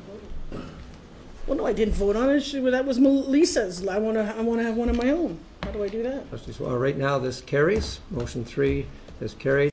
That's the end of this discussion. We're done. So how do I bring a motion to look at Augustus as? You can't. It's over I with. couldn't put a third motion on there. You cannot. We cannot have 3 motions. And now you're telling me I can't bring a motion forward to say, let's look at that and have numbers brought back to us. We've already voted on it and it's carried. Okay, so this motion has this entire item, this action item is now complete. Thank you very much, Superintendent Dodds. Okay, Director, I'm going to ask you to talk about the work plan and the status report update. Thank you, Mr. Chair. Through you, as trustees know, when they commissioned their own strategic plan and their own work plan, it became the work of senior staff to take on the implementation and execution role of making those goals to reach fruition. And in doing that, what was involved, is, of course, is a variety of projects, initiatives, and commitments that are found in the director's work plan that the senior staff own. Tonight, Mr. Chair, I bring to you the second update. Our first update was in November 2017, about 4 or 5 weeks after we launched the first this work plan. And now we are certainly well within the thick of that plan in terms of its implementation and execution in the school district. As mentioned in the covering report this evening, this report really is about significant efforts to deliver projects and project delivery. You'll note from the report this evening that we have 17 out of 18 action items are either in the beginning or progressing stage, which means that the things that we had committed to in order to reach the goals are already out of the gate. As important as having started and initialized this work, almost 25% of those action items are at a progressing level, which means there's been more than 1 or 2 basic key moves to initiate and implement. So what staff are really quite interested in at this point in reporting back to you is whether there are any significant gaps between what we desired and the actual outcome, because we are 5 months into the program year and 4 months into the implementation of this work plan. So there's an opportunity for staff to be making sure that if there is any gaps that are starting to surface, about whether they are tolerable. And I say that because it may be that we had to step back and make some adjustments in the implementation in order to move forward. Staff are meeting 10 times in an 8-month period to make sure that we have a clear view about how are things moving forward and what is the end result of that. We're still in early stages to get closest to results, but what I wanted to flag for you tonight is 3 kind of highlight moments. One from Goal 1 with Superintendent Coombs. One, and Goal 1 is dealing with our moving the needle by 2% to get closer and closer to our 90% graduation rate for 2020. Secondly is Goal 3, where we're working on our capacity of students to deal with stress and be more enabled to invest in and apply self-care. And goal number 4 is about community partnerships and community involvement. So by highlighting these 3 areas tonight, I hope that you'll get a flavor for what does it mean to be beginning or progressing in this stage. So I'm going to begin with Superintendent Coombs to call upon him just to give you a very brief thumbnail sketch about what's happening in Goal 1. In the attachment to the report, you'll see that it starts on page 1, and the different action items are highlighted in either yellow as beginning or green as progressing. So I'll turn it over to Superintendent Coombs for a brief overview. Thank you, Director, and through you, Mr. Chair. I find it interesting that earlier today, our presentations, we were talking a lot about cohort data, because when we talk about graduation rate, it really is it's the ultimate cohort measure. So at the beginning of the year, really, we had to try to get our arms around this problem, and for that, we had to discuss, what was the scope that we were addressing here. When we're talking about graduation rate, and then you'll remember several presentations by Superintendent Dawes about graduation rate and what that entails, we had to determine how many grade 9 students were actually with us in September of 2013. So at that time, we had 2,089 students, 14 years old, beginning their journey with us in September of 2013. So since then, after 4 years, 1,650 of those graduated. So that's pretty good, actually. That's a 79% graduation rate within 4 years. That leaves 439 students that were still without a diploma as far as we could tell. 217 students were currently active on our register. That meant that 222 students were, we call them students of mystery. We're not sure where they went. Some of them may have transferred boards, some of them may have gone out of the province. But they still count towards, those that stay within the province of Ontario still count towards our graduation rate. So what we did was we found out where all those remaining students were, and we generated an at-risk a chart which allowed us to say, you know, these students are tracking towards graduation, they're going to be fine. But these students, they're so far behind, they are probably so far behind they're not going to get a graduation diploma. But these students are in that, call it a sweet spot. They're in that, they're close, they're within striking distance, but they're going to need extra help. So we determined that we needed 151 students of those fifth-year cohorts. So those students that didn't graduate out of 4 years.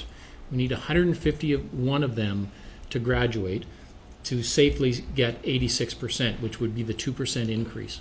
Of that 151, 60% of those are at TR Leger. But interestingly enough, the most at-risk students of those 151 are at TR Leger. So even though it doesn't seem like a wide difference, those 60% are really where we need to go. Now, 21 of those have graduated after the end of second semester, so that's 1,670 now over the line, 80%. We've just, in our most recent calculation of risk, we now need 59 students that are right in that, you know, it could go either way if we don't do anything different, right? So some of them may still get over the line, but we know we need to go to them specifically where they are and assist them in any way we can. So we've done several things to date. We have held sessions for our principals, and we have looked at what are some strategies, student success strategies, to help those students within that fifth-year cohort. We've also, as families of schools, we've met and we've looked at specific students that are within that families of schools. Really interesting that the elementary principals are extremely interested in that data because they remember those kids when they were in grade 2, 3, 4, and 5, and they're part of the conversations we had earlier today at those two elementary schools. We've also put extra staff in schools to deal specifically with that fifth-year cohort. So an example of that was we've added co-op sections to TR Leger, and it's a continuous education, 4 sections of co-op. A lot of these students, for the last extra push towards graduation, a co-op credit is what they need. We also have student success learning partners, or we call them in the vernacular graduation coaches, who are going to be working with schools to make sure that they have the resources and they're doing everything they can for this specific cohort of students. What our hope is at the end of this year is, A, we reach our goal, obviously, of 86.2%, which would be the 2% increase. But perhaps even more importantly, that the things we learn by focusing on this narrow band of kids will assist us in helping cohorts that started in 2014 and cohorts that started in 2015, all the way back, so that we can be more proactive rather than reactive at this point. So we've learned a lot. We have a lot farther to go, and I do look forward to coming back and reporting on our success of this initiative. Thank you, Mr. Chair. Thank you very much.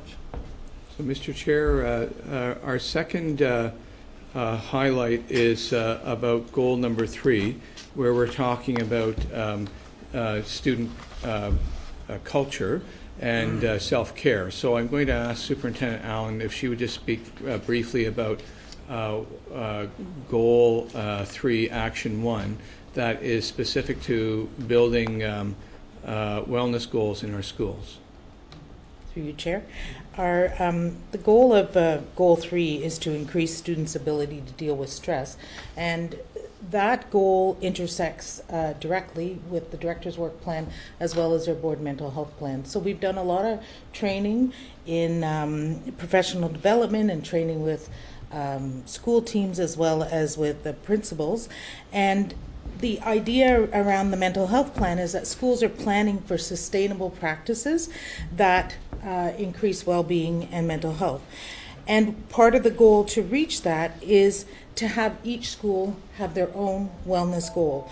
And we are thrilled at this time of year that we have already started the implementation of school wellness goals for cycle 3 in our SIPSA cycle. We have a statement on our board improvement plan about our philosophy and our statement of where we are with our mental health strategy. Those two pieces are the same. And what we have implemented, that every school in this cycle, cycle 3, will identify, develop, and implement a wellness goal at their school. The overall goal is actually the pillar number 2 of our mental health plan, which was develop mental health literacy in students and staff. And our if-then statement ties directly to the director's work plan. If we deliver a variety of classroom-based and stress coping practices or programs in our schools, then student wellness will improve. So what we've done is we are working with schools on a very familiar template and a very familiar approach. It's the same approach as we've had with the math and the literacy. They need to identify a goal, they have to gather the evidence behind their goal, and then implement the goal through a cycle of gathering the evidence, planning, putting some action in place, observing what's happening, and then reflecting on that. The familiarity of the tool is so important that it shows that it's not a one-of. This is now will be built into our board improvement plan, which will not just be a BIPSA, but it'll be a BIPSA with board improvement plan of student achievement and wellness. And schools will have SIPSAs as they move forward. So they'll have a pillar of math, literacy, and wellness. So schools, we're supporting this work with our schools. We're giving them some release time to work with their teams. The teams are targeting a very specific wellness goal that matters to their school, because as we approach the change in math and literacy, we know if we start with one small measurable thing that you can gather evidence on and show the improvement, then it will grow over time. Many of our schools are involved in initiatives that you've heard of before through the Tell Them From Me and pieces, other initiatives like that. They can be tied into this wellness goal because they're already in the process of gathering the evidence. So that's where schools are at right now, is they're identifying their activities and articulating their theories of practice, and they will be starting this work, doing the measurement over the course of this cycle, and we're really looking forward to the end of June when we hear what they've done and what the outcomes have been. Thank you.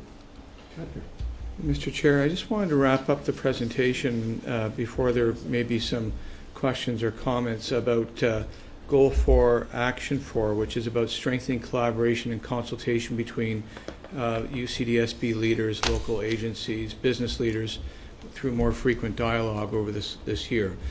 So it was very clear to us that the board desires our staff to make sure that our community sees our schools as being engaged and intertwined with other sectors across the community. There are 3 examples in tonight's report: St. Lawrence College, the Faculty of Health at York University, and then the Aquatarium in Brockville as some initial examples of where some conversations have been held about everything from international education to staff development and partnerships for staff development.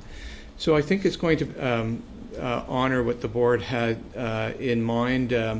We're certainly not done by any stretch of the imagination, and not listed there because it's happening through our community planning and partnership guideline and or policy, is a follow-up with municipalities from last year who expressed interest about collaborating with the school board in terms of shared use of its facility assets. So I'll look forward to giving you more details in this one in our next report, because it was one of the ones that had a 9 to 12 month timeline to it. So these are still very early days, ahead of schedule, just to seed the conversation rather than waiting for May for the dialogue to begin. And at the same time that it has great potential for those organizations and for our organization to serve our students. So I'll turn it back over to you, Mr. Chair. Okay, thank you. Other comments or questions? Trustee McDonald. Thank you. I was trying to find the specific date, but I believe the board work plan, the board plan, the board work plan, that's right, was developed last year at this time, or before spring anyway, around spring. And in your first report to us in response to this would have been in September of this school year 2017. Is that correct? That's correct. Okay. So when I look at the timelines that you've provided to us, and some are 3 to 6, 6 to 9, 9 to 12, and I see, my assumption is that those timelines are based on the start date of September. So if we have things that are in a 3 to 6 month range, they should be just about finished rather than at the beginning. So is there something that's not being dealt with? Are we dealing with the heavy fruit first rather than the low hanging fruit? And are we at risk of not completing any of the key actions that you've identified in this report? Thank you, Mr. Chair, for the question. Actually, the operational timeline, the board may recall, was at the end of September when staff brought the work plan to the board, and then there was another tweak or revision to that in October. So while we were thinking about it at the start of our operational year in September, we didn't really initialize our work until October, and folks around the table may recall that the first report was sort of early days because we were 4 weeks into the plan. In terms of the observation about the goals that are set 9 to 12 months, those are really stretch goals for us, and that will actually overlap into the next plan and will take us into the next school year, at the very least in terms of trying to conclude or bridge it into whatever the board is choosing to do for next year, or to finalize any commitments. So to the question about whether we're at risk about not delivering, in the theme of this report, I wanted to assure the board that staff are tracking through the classic Gantt chart method, knowing when the action is taking place, and given our 10 feedback meetings that we have over the 8-month period of the plan, that we'll know whether or not we're in difficulty in terms of not delivering or if we're stalled. In that case, we would certainly be reporting that back out to the board if we thought we weren't going to be delivered. But as far as I can tell, Mr. Chair, 17 out of 18 of those goals are fully operationalized, and number 18 is because of the extra legwork that we weren't thinking of initializing until May. So I'll just stay on graduation rate just for a second, then I'll let some of my colleagues jump in. But if I look at one in particular, you've got key actions associated to the graduation rate, and the goal for the graduation rate is to achieve that 2%. And I know some of them could be 9 to 12 months, but the outcome is going to be measured at the end of the school year. So it's fine if there's an overlap, but your key result is going to be essentially June 30th. So one of these, and I'm just picking on it because it was here. You've got a key action 3. Collection site for data to track graduation at risk cases. So on online presence, I would assume to be able to track that. It's a 3 to 6 month timeline. It's progressing based on where we were and based on what the end result needs to be.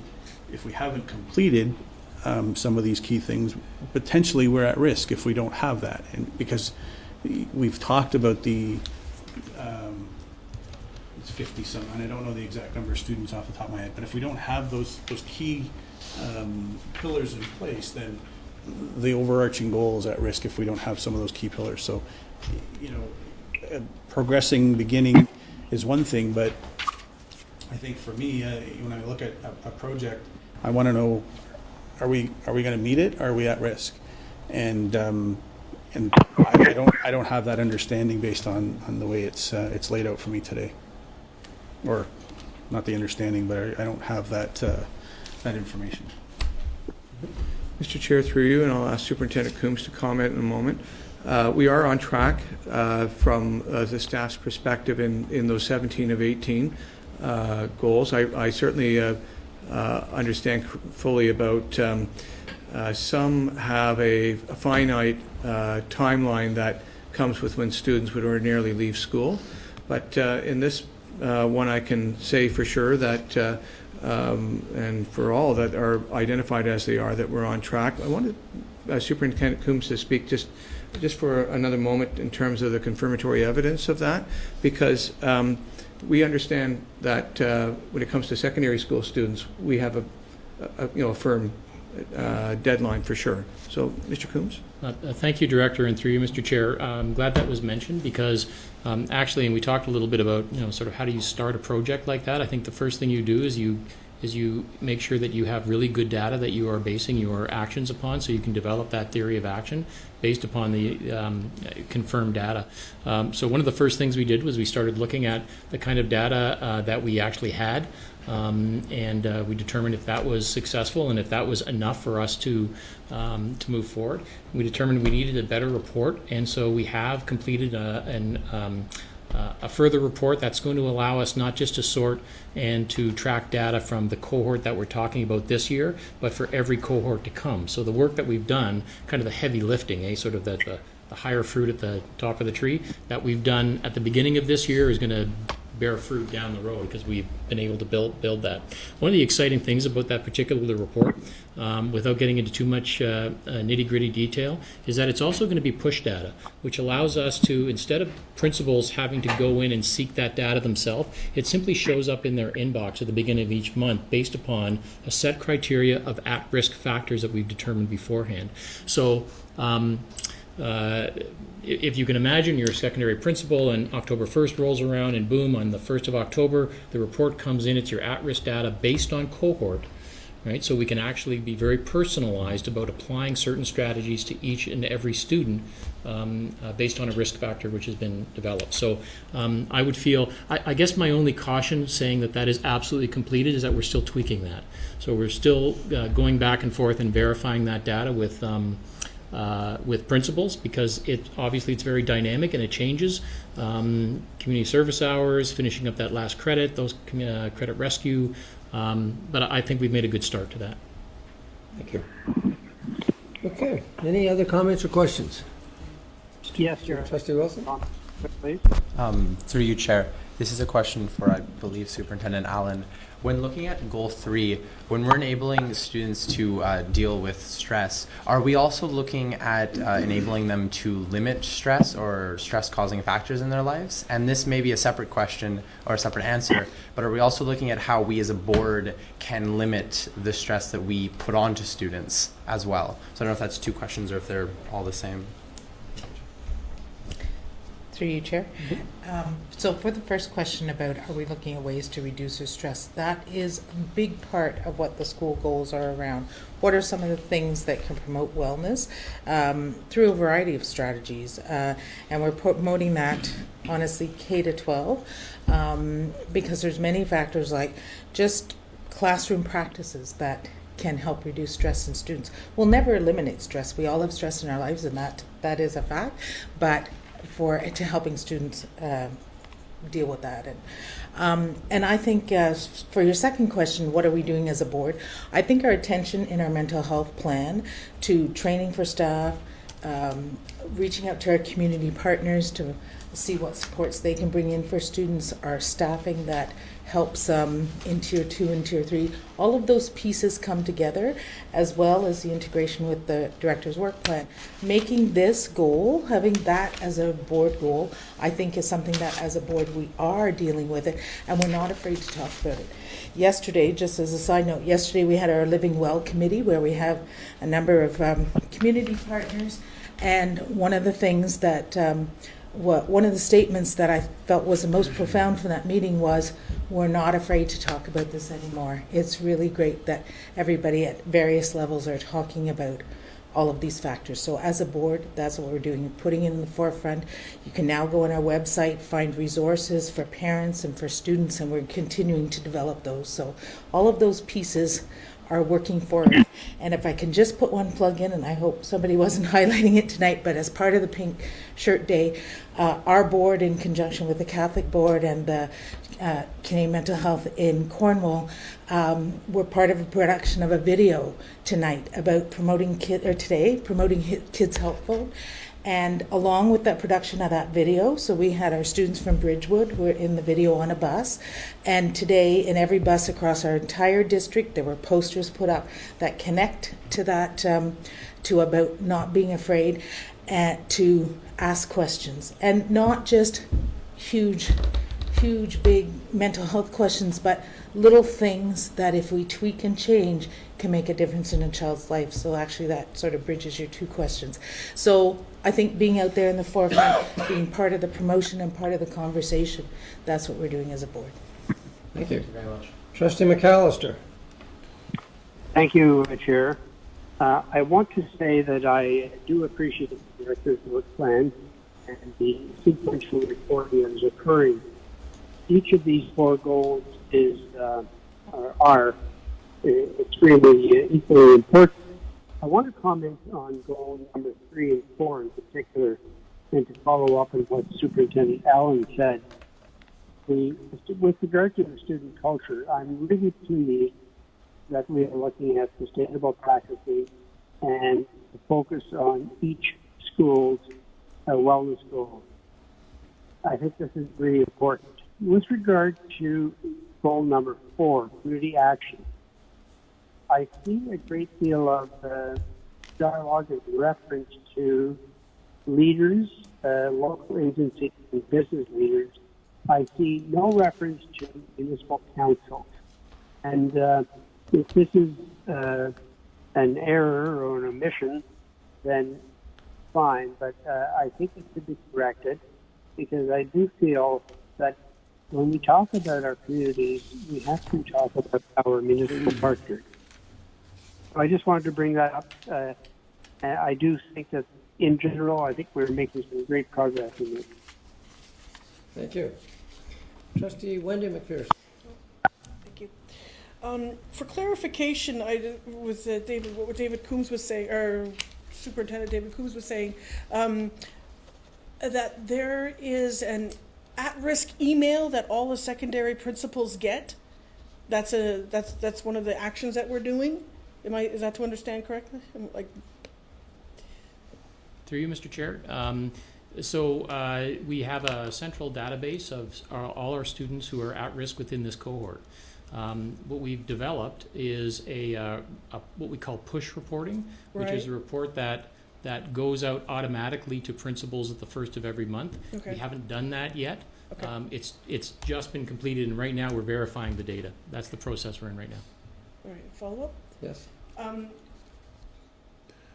And that is just for grade 11 students though, right? No, through you, Mr. Chair, it's a cohort specific to the 5th year, so it's specific to the 2% goal, but it allows you to sort by cohort.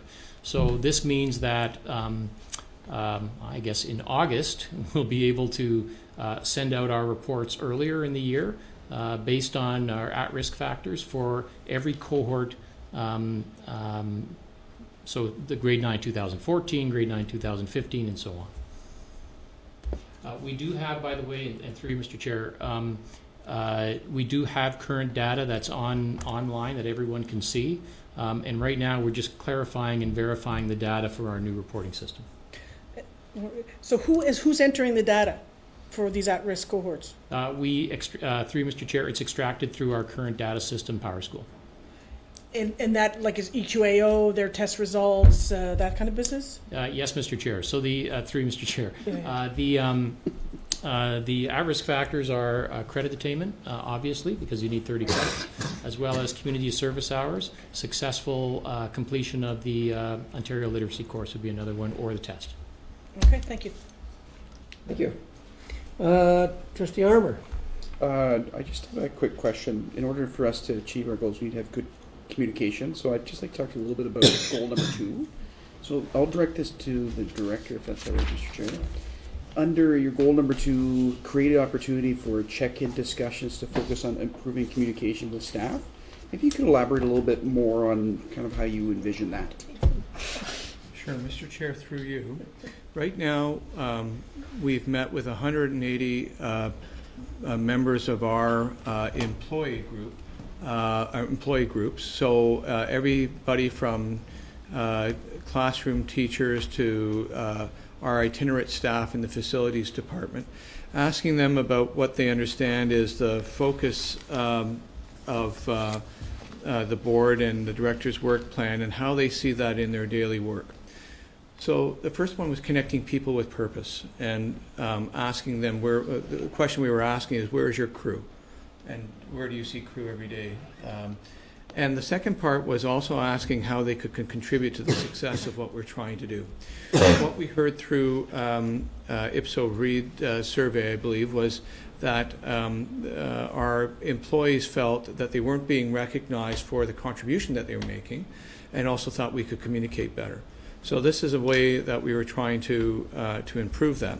We have a second round with, I believe, 240 employees in our second round to go deeper with here's what we have been doing and how would this work in your particular role or in your particular site that you are assigned to, and also asking them, are they seeing the effects of our efforts through this work plan to operationalize the things we desire for students. So in some ways it's a qualitative check as well, proof that not only that we're doing it, that people see its implementation and the benefits of that. Good. Thank you. Thank you. Any other comments or questions? Trustee McDonald. So on the tracking sheet, you've indicated timelines and status, but on your PowerPoint, I think it was, you have budget and you have enablers associated to it. So when we established our board work plan, albeit you didn't have a formalized response until into the school year. So we know what we have so far for a current board work plan until we have an opportunity to have a session where we can revisit that and talk about something moving forward. The establishment of your director's work plan, in my view, and I'll ask the question, will it be incorporated in the budget as activities that are going to be required, or as this is laid out, it appears that it's something that is outside or adjacent to the budget that was prepared in June. Am I correct in assuming that this is adjacent to the budget or additional funds? So, Mr. Chair, through you, people around the table might recall that was also a question in September when we brought the first work plan, and the question was, would we require additional funding? And staff had advised that we would be using our funding that we had received through the board and would not be coming back for any additional funds. Thank you. Okay. Thank you, Director. I'm going to move on to the Director's next part, which is your quarterly report. So thank you, Mr. Chair. Part of the board's policy for the Director is ensuring that there's quarterly reports beyond the presentation that I just made to you a moment ago about the work plan. And so policy 1001 is about forecasting and reflecting on top 3 achievements, top 3 challenges, and top 3 priorities. I think that helps to zero in for the purposes of the board, where am I spending my time and trying to devote support and offer guidance to things that we think is essential to the board's mission, values, and vision. The top 3 achievements was certainly this work plan in the last quarter. It has really united us as a senior team and given us a common point of dialogue in all of our meetings. And the visibility of the work plan and the board's strategic plan in the system is at a recognizable and at a level that I hadn't seen yet in my short time with the board. So I find that very rewarding. Another key achievement, of course, was to hire and support Superintendent Backstrom. It's a key role, and the board will be seeing that role being actualized more and more around this table in the coming months when we start talking about the 2018-2019 budget. So it was an essential assignment to have filled, and I'm so pleased that Mr. Backstrom's with us and part of our team. The last one is that the board may recall that it received $1.4 million in additional funding last June through the Rural and Northern Education Funding Supplement that the ministry had provided as part of its post review of rural education in Ontario. Our senior staff looked closely at how we would action this, and coming to the board in the next week will be a summary of how it's been dispersed. But the high-level overview I'd like to offer you today is that the money was used to support additional guidance counselor time at our 15 secondary schools that are identified as rural secondary schools. Members of the board may recall that there was a list of schools through the calculus that the ministry had about what qualified them to receive funding through the Rural Northern Education Funding Supplement. And we had 64 schools, elementary and secondary, and so the staff took a careful look at what was there. And one of the deciding factors as well was at a student senate meeting, and student trustee Wilson may recall this, that some of the students were reflecting on our goal number 3, which is about student well-being and self-care, and indicating that they were seeking more presence in the Student Services Department of schools.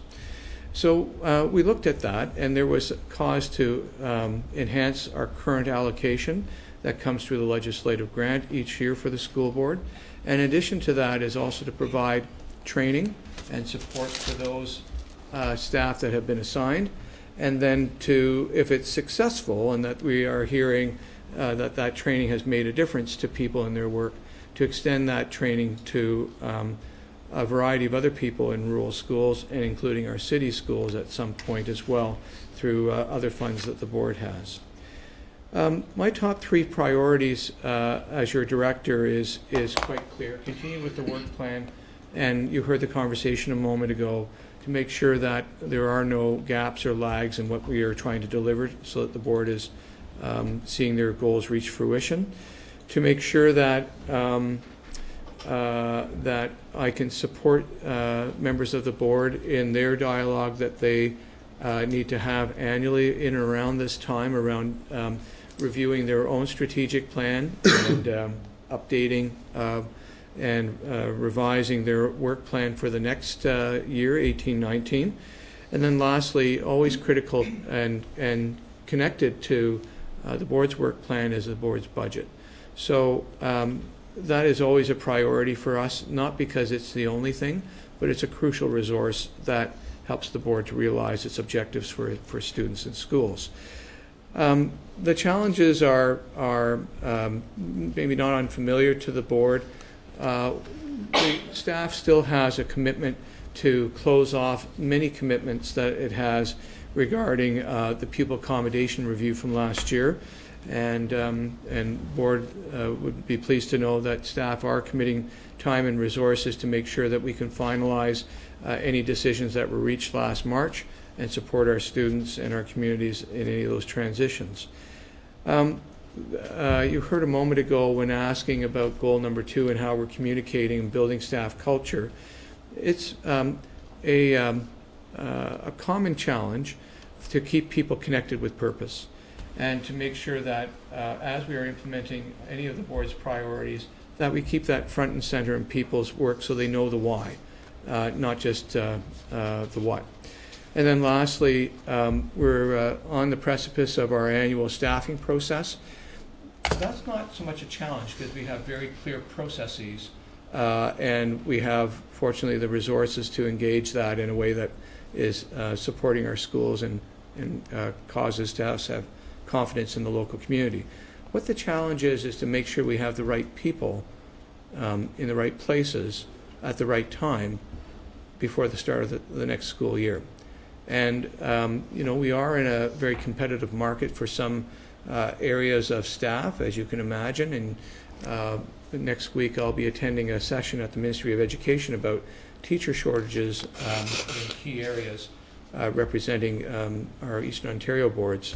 So I'll be pleased to bring back some of that information to you. But the crux of it is that we are caught in a very challenging geographic position between Kingston, Ottawa, and Montreal. And that means that young people with credentials can have the pick and decide where they want to go.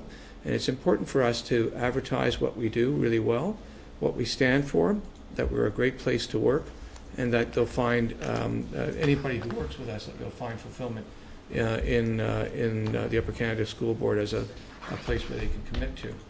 So our job is to make sure not only to follow the process, but to complete the process and have schools and our operations ready for the next school year.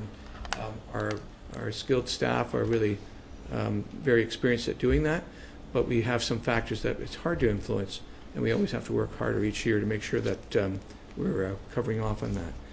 So, Mr. Chair, I'll turn it back over to you to see if there's any questions, but I hope that gives people a general overview of where we're at. That's what it does. Other comments or questions? Thank you, Director. Okay, the next on our list is a SEAC report from our SEAC chair, Mr. McPherson. Thank you. As usual, we met on the first Tuesday of the month at the boardroom here in Brockville. And I have to admit, it was one of our more vigorous SEAC meetings. Actually, they were quite, had a lot of input that night. We reviewed the district-wide timetable as presented by Superintendent Tim Mills. Basically, we realized that this is part of the result of the accommodation review.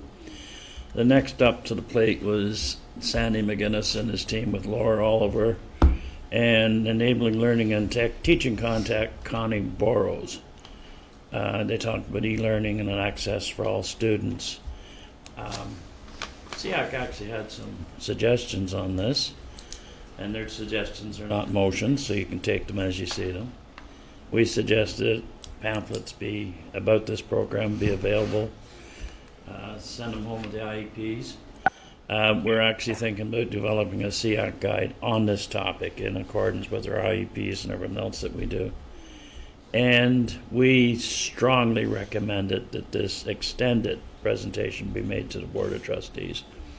It was mind-boggling what they're doing.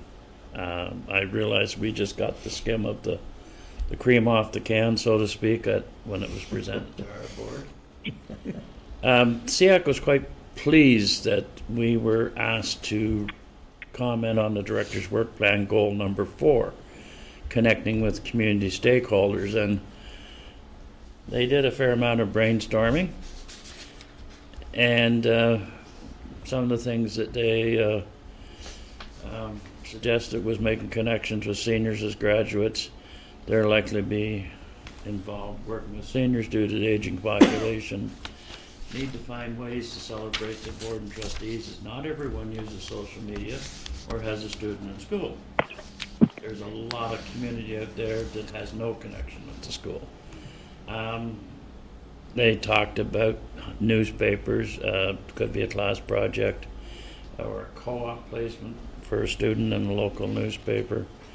Try to share more of our Upper Canada TV videos with the community. They are, one of the things they suggested is that we do a lot of things great. Perhaps SEAC webcast live stream before the end of June. Community festivals, get our presence out there. If tents with board logos, connect to community service clubs, and things like that. Every school should have a Hall of Fame, a nomination process from the community, and board-wide consistency applied in all high schools. You walk into Carlton Place High School, there's a wall in there. You walk into SFDCI, and there's no recognition of the community there, even though there was at the previous one, I believe. No, neither.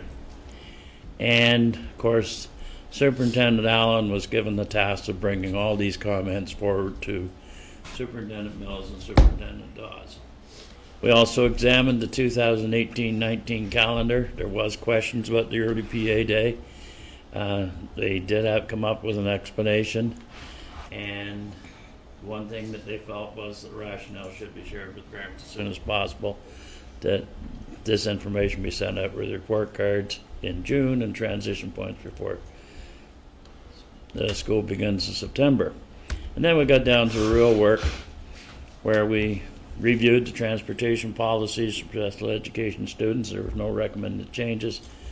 And Superintendent Allen advised us that a provincial transportation review is expected. Superintendent's report, working on many enrichment courses for staff at Ottawa U and St. Lawrence River Institute, and supporting and planning with school personnel, support students preparing for secondary exams, and we had a few complaints about the multiple snow days having a major impact on professional development. Ladies and gentlemen, that is the SEAC report for this month. Thank you very much. Trustee McPherson, do we have any comments or questions? Sounds like it was an exciting meeting. Yes, I do. Why was the PA day early? What was the reason? I will pass that off to somebody that knows more than I do, through the chair. Thank you. Director, through you want to Chair. start, or do you want? Oh, no, well, I'll turn it over to Superintendent Allen, and I'll fill in the blanks if there's any. Okay. Through you, Chair, the proposed school year calendar that is coming forth. Right now, we're gathering feedback on it, so we brought it to SEAC to gather feedback. And there is no PA day at the start of the school year. It's on the current proposed calendar, it's 2 weeks in, and that's because September 1st is, we can't start before September 1st, and September 1st is during the Labor Day weekend this year. If I recall correctly. I don't know which day. Added a day? No. Thank you. In the past, we had a PA day before Labor Day weekend, as long as it's after August 31st. We can do that, but because it's, I don't have a calendar in front of me, but I think the Friday is August 31st, so we're unable to do it then. Thank you. Thank you very much for that report. Okay, moving on to OPSPA Director David McDonald. Turn it over to you.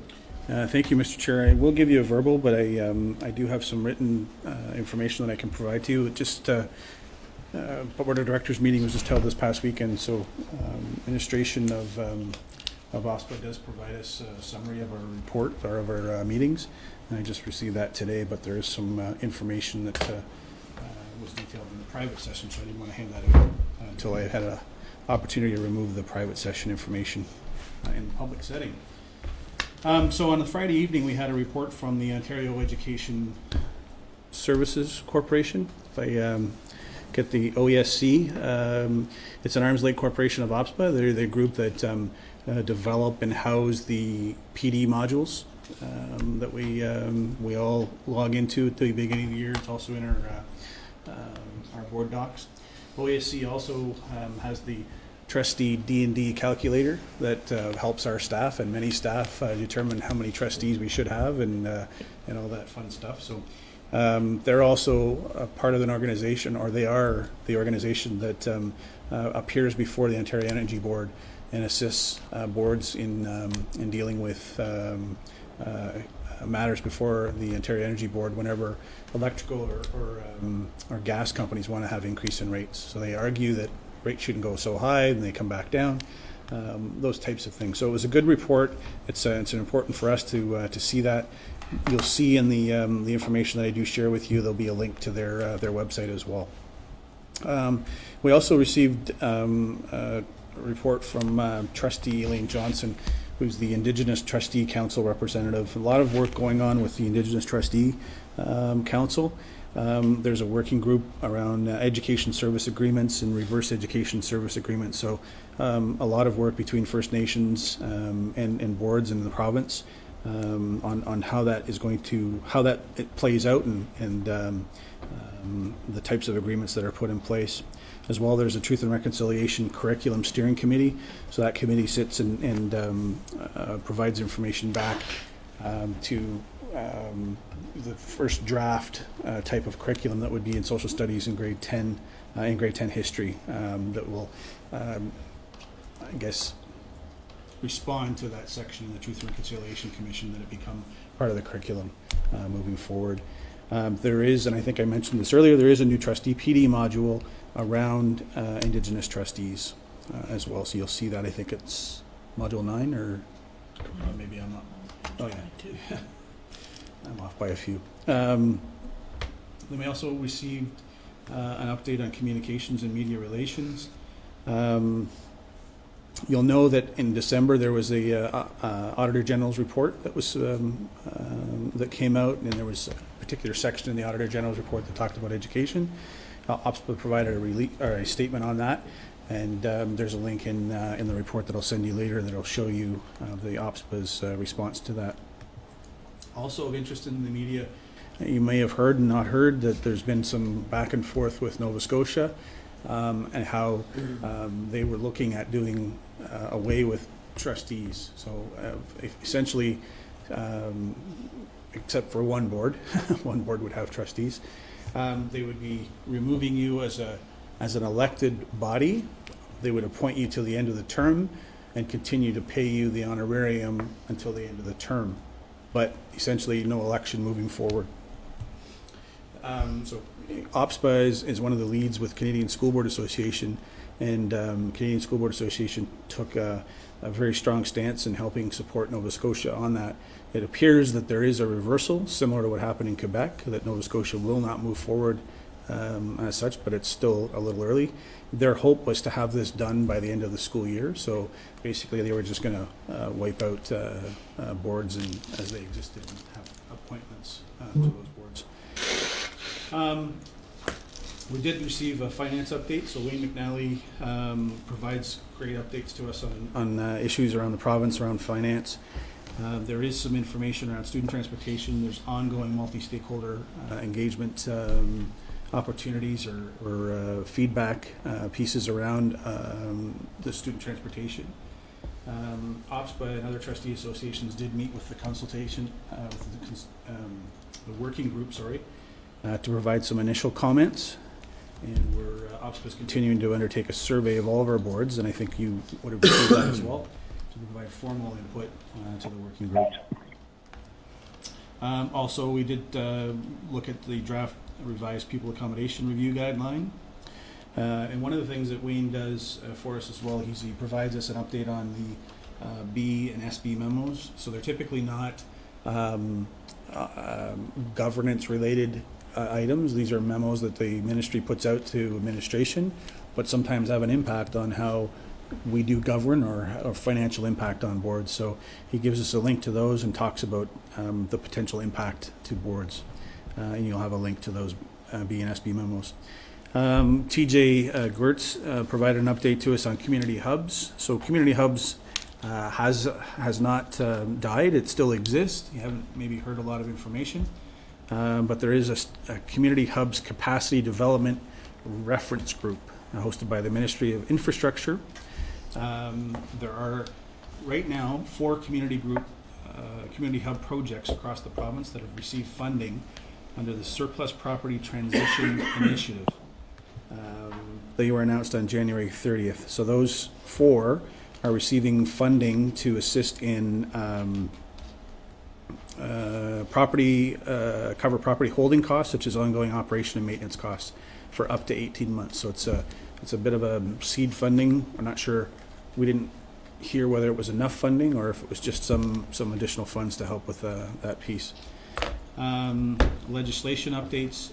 There are significant work being done with the government and with private members' bills. One of the most significant ones was Rowan's Law. Bill was introduced in December 2017, and I think Trustee Coombs has talked to us about these types of things in the past and around, Superintendent Coombs, I said trustee, around different things associated to this. The concussion awareness and protocol. One of the key things that I wanted to highlight is the ongoing work around program and our work teams program and policy. You do get those reports on a regular basis, and from a board of director standpoint, we hear from the chair about the work that's ongoing. There's not a lot of discussion about the work that's taken place within those committees, but you see the reports coming forward from the members that we have on our table, and we also have links to that information if you're interested in the report here. Big things coming up are the Summit on Children and Youth Mental Health in April. So a number of speakers highlighted. The facilitator or host is Tracy Melcher, who's on CTV eTalk. And there's some top minds that are going to be there to talk about children and youth mental health. This is a 2-year rotation, so every 2 years they do this presentation, or they do this forum. And it's to raise awareness across the province around children and youth mental health. The encouraging piece is they want boards to send individuals from the board, but community people. It's not just a school board issue. They're encouraging boards to make sure that they have community partners that do attend with them and have those dialogue communication pieces that exist outside of just the forum, the summit that takes place. Again, we'll have the labor relations session in March, I think it is, the end of March, just before Easter. And then the AGM, which is the first week in June. So I'll send this out to you with the private information redacted, so it's not public. And any questions, Mr. Chair? Thank you. Are there any questions or comments? Trustee Bill McPherson. I've been doing the rounds of school councils, and one of the questions I'm getting asked, and I don't know whether you can answer or not, but what is the status of the enabling legislation to allow cameras to be placed on the stop signs of school buses? Do you have any update? I know I asked you once before, and apparently it's gone into, second reading or something like that? I don't know off the top of my head, but I'll find out. I'll get my... The big worry is it's going to die with this dissolution of Parliament. I'll get my OPSPA legislative people on it. Thank you. Are there any other comments or questions? Thank you. Thank you very much for that report. Director, closing remarks. Trustee Cram, you had a question? Just a question before you do that, Chair. Because I can't see any other way to put it on the agenda. Can you clarify the meetings in March for me? Because I'm hearing 7/21 and I'm hearing 7 and 28, and I'm just, for my own planning. 28th? Thank you. 7 and 28? 7 and 28. Thank you. Yep. My wife's birthday. The March break kind of threw the fly into the element there. Director. So, Mr. Chair, I had a lot of airtime tonight, so I don't want to exhaust your goodwill. I just want to comment on two last things. We really do value co-curricular and extracurricular in our schools, and it does make a difference. And one of the things it does do is it contributes to school culture and student culture. We've had a phenomenal amount of success in the last few weeks. We've had North Dundas going to the EASA Girls Curling regional finals. We've had Carleton Place District High School girls earning silver at EASA as well. We had 19 of our students who qualified for the provincials in the skills competition, which is incredibly significant because those are the folks who are going to have really important employability skills when they practice and compete at that level. We had our VCI boys, I think, go to the Gore tournament in Sarnia not so long ago. And I know I'm probably missing a few. There's many to choose from. But one thing I wanted to highlight is that we are sponsoring the OFSA Boys Single A Basketball Tournament in Cornwall, March 4th to 7th, I believe. And it's high caliber sports. It has, and being hosted at one of our schools, and as the host school, we do have players there. It's really something that culminates with all the work that student athletes and coaches, whether they're our own staff or community coaches, are invested in to see young people shine. That's what we're all about, I think, in the education sector. See them successful and see them shine. There's an opportunity for us to see that in our own backyard. So I just thought I'd bring that to your attention. It's before the March break, so it doesn't interfere with some other commitments people may have on the home front. And it's terrific sports, and we see something about our youth that is really impressive and promising for us. So I hope that maybe folks will consider attending. Thank you, Director. You know, it's I'm one of these people that believes that Mother's Day isn't a special day. Mother's Day is every day of the year. And the same thing applies in my thinking when it comes to today. We celebrate, or no, it's not really a celebration, it's a day of awareness of how we are all against bullying. Really, bullying happens every day, and we should be aware of it every single day. It's interesting that bullying does not just belong to young kids. It belongs to adults as well, except adults have a different way of doing it, and it's refined, and it takes a different format. We're living in a world, unfortunately, where bullying is happening more and more and more. And we, I believe, as a board, and as teachers, and educators, and as trustees, and senior team, have a responsibility to set an example. And I believe we do. So there were some great things that had happened across the board today. If you looked on Twitter, you looked on Facebook, you saw things happening everywhere with the pink shirts. Superintendent Allen mentioned the one thing I was going to mention about the collaboration between various organizations, schools, and STEO to bring awareness to the school buses. And I think it's a wonderful thing when we all work together to create an awareness of something that is really, it's an ongoing problem. It never seems to end. It's totally unacceptable. We all know that. It's cruel. It's devastating. It breaks people's lives. It's ongoing.